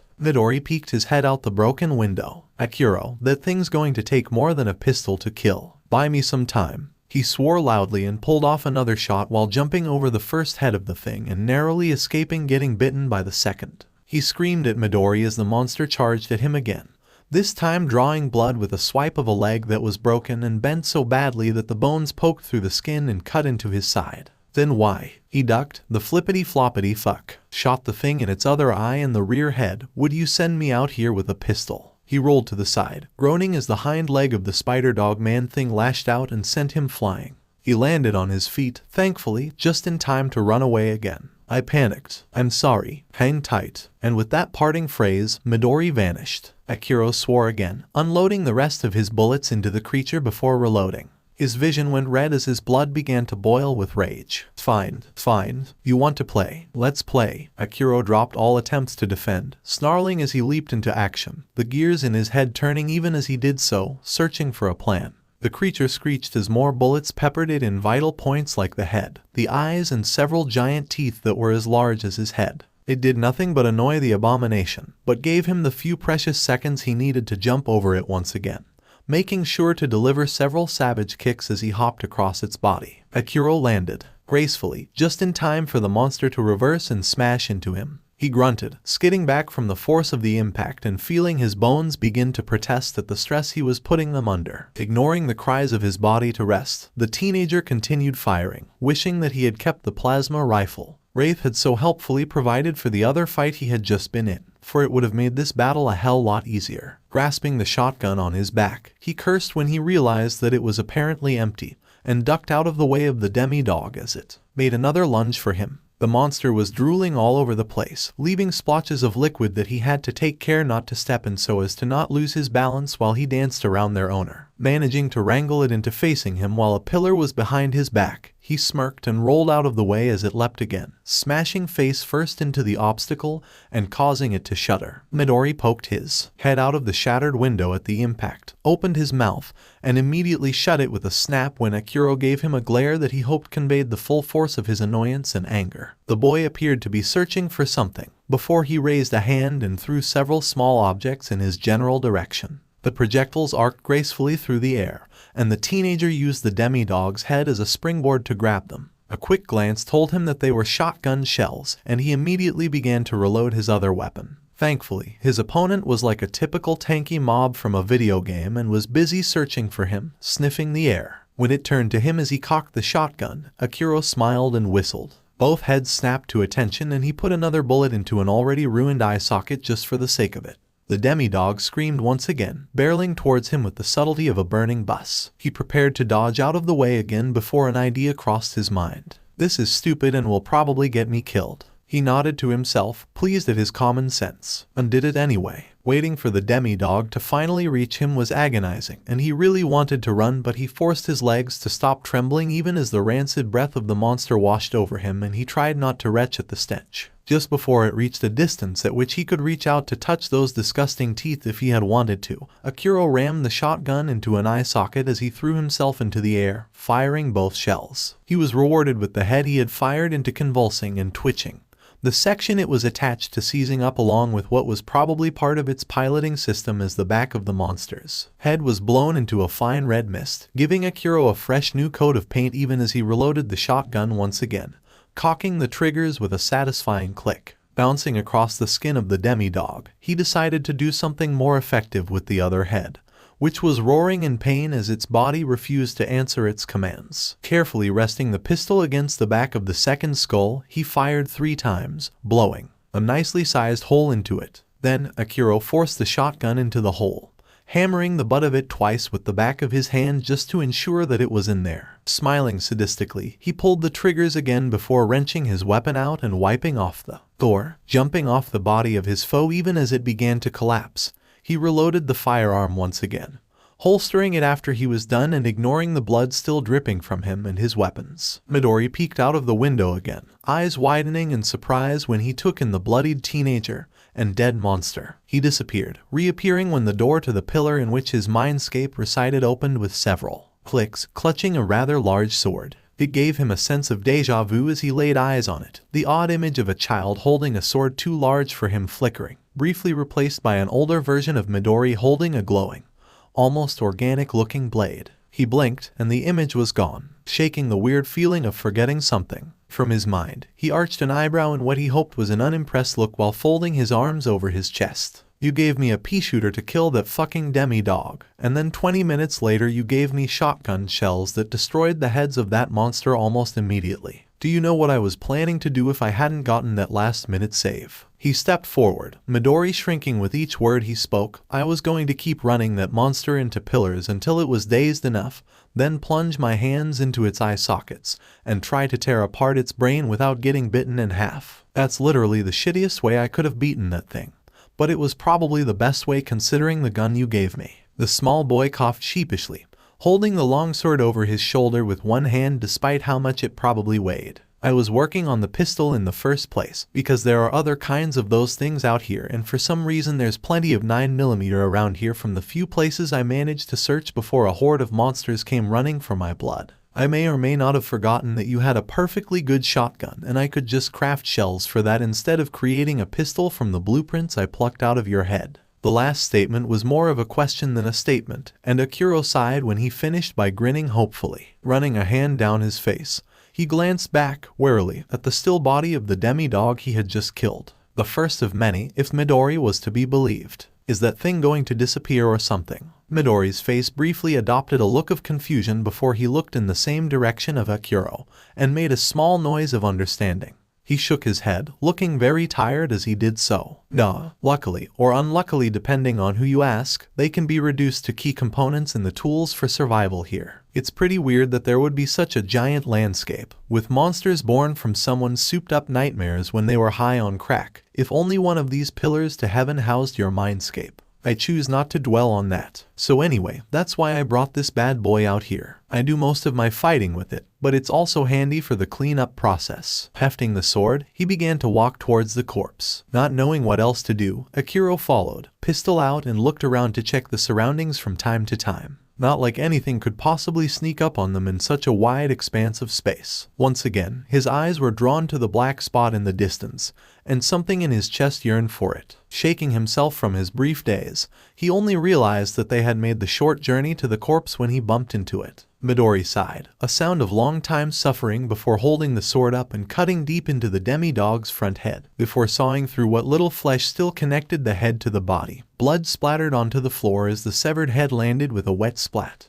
With an almost derisive snort, the boy kicked at the head to turn it over towards the exit wound. Driving the blade into the stump of the neck and ensuring it was firmly in place, the boy grimaced before sticking a hand into the skull. A look of intense disgust on his face as he fished around in the brain matter of the creature before pulling out something that was glistening with organic matter. Tilting it so 𝗧𝗏𝗧𝗏 could get a better look, he revealed a small handful of scrap metal wrapped in a bundle of cloth. Usually it isn't as neat as this, but the others mostly drop these scrap parts for me to salvage. It doesn't really matter. Anyway, this is probably Wraith's quirk in action.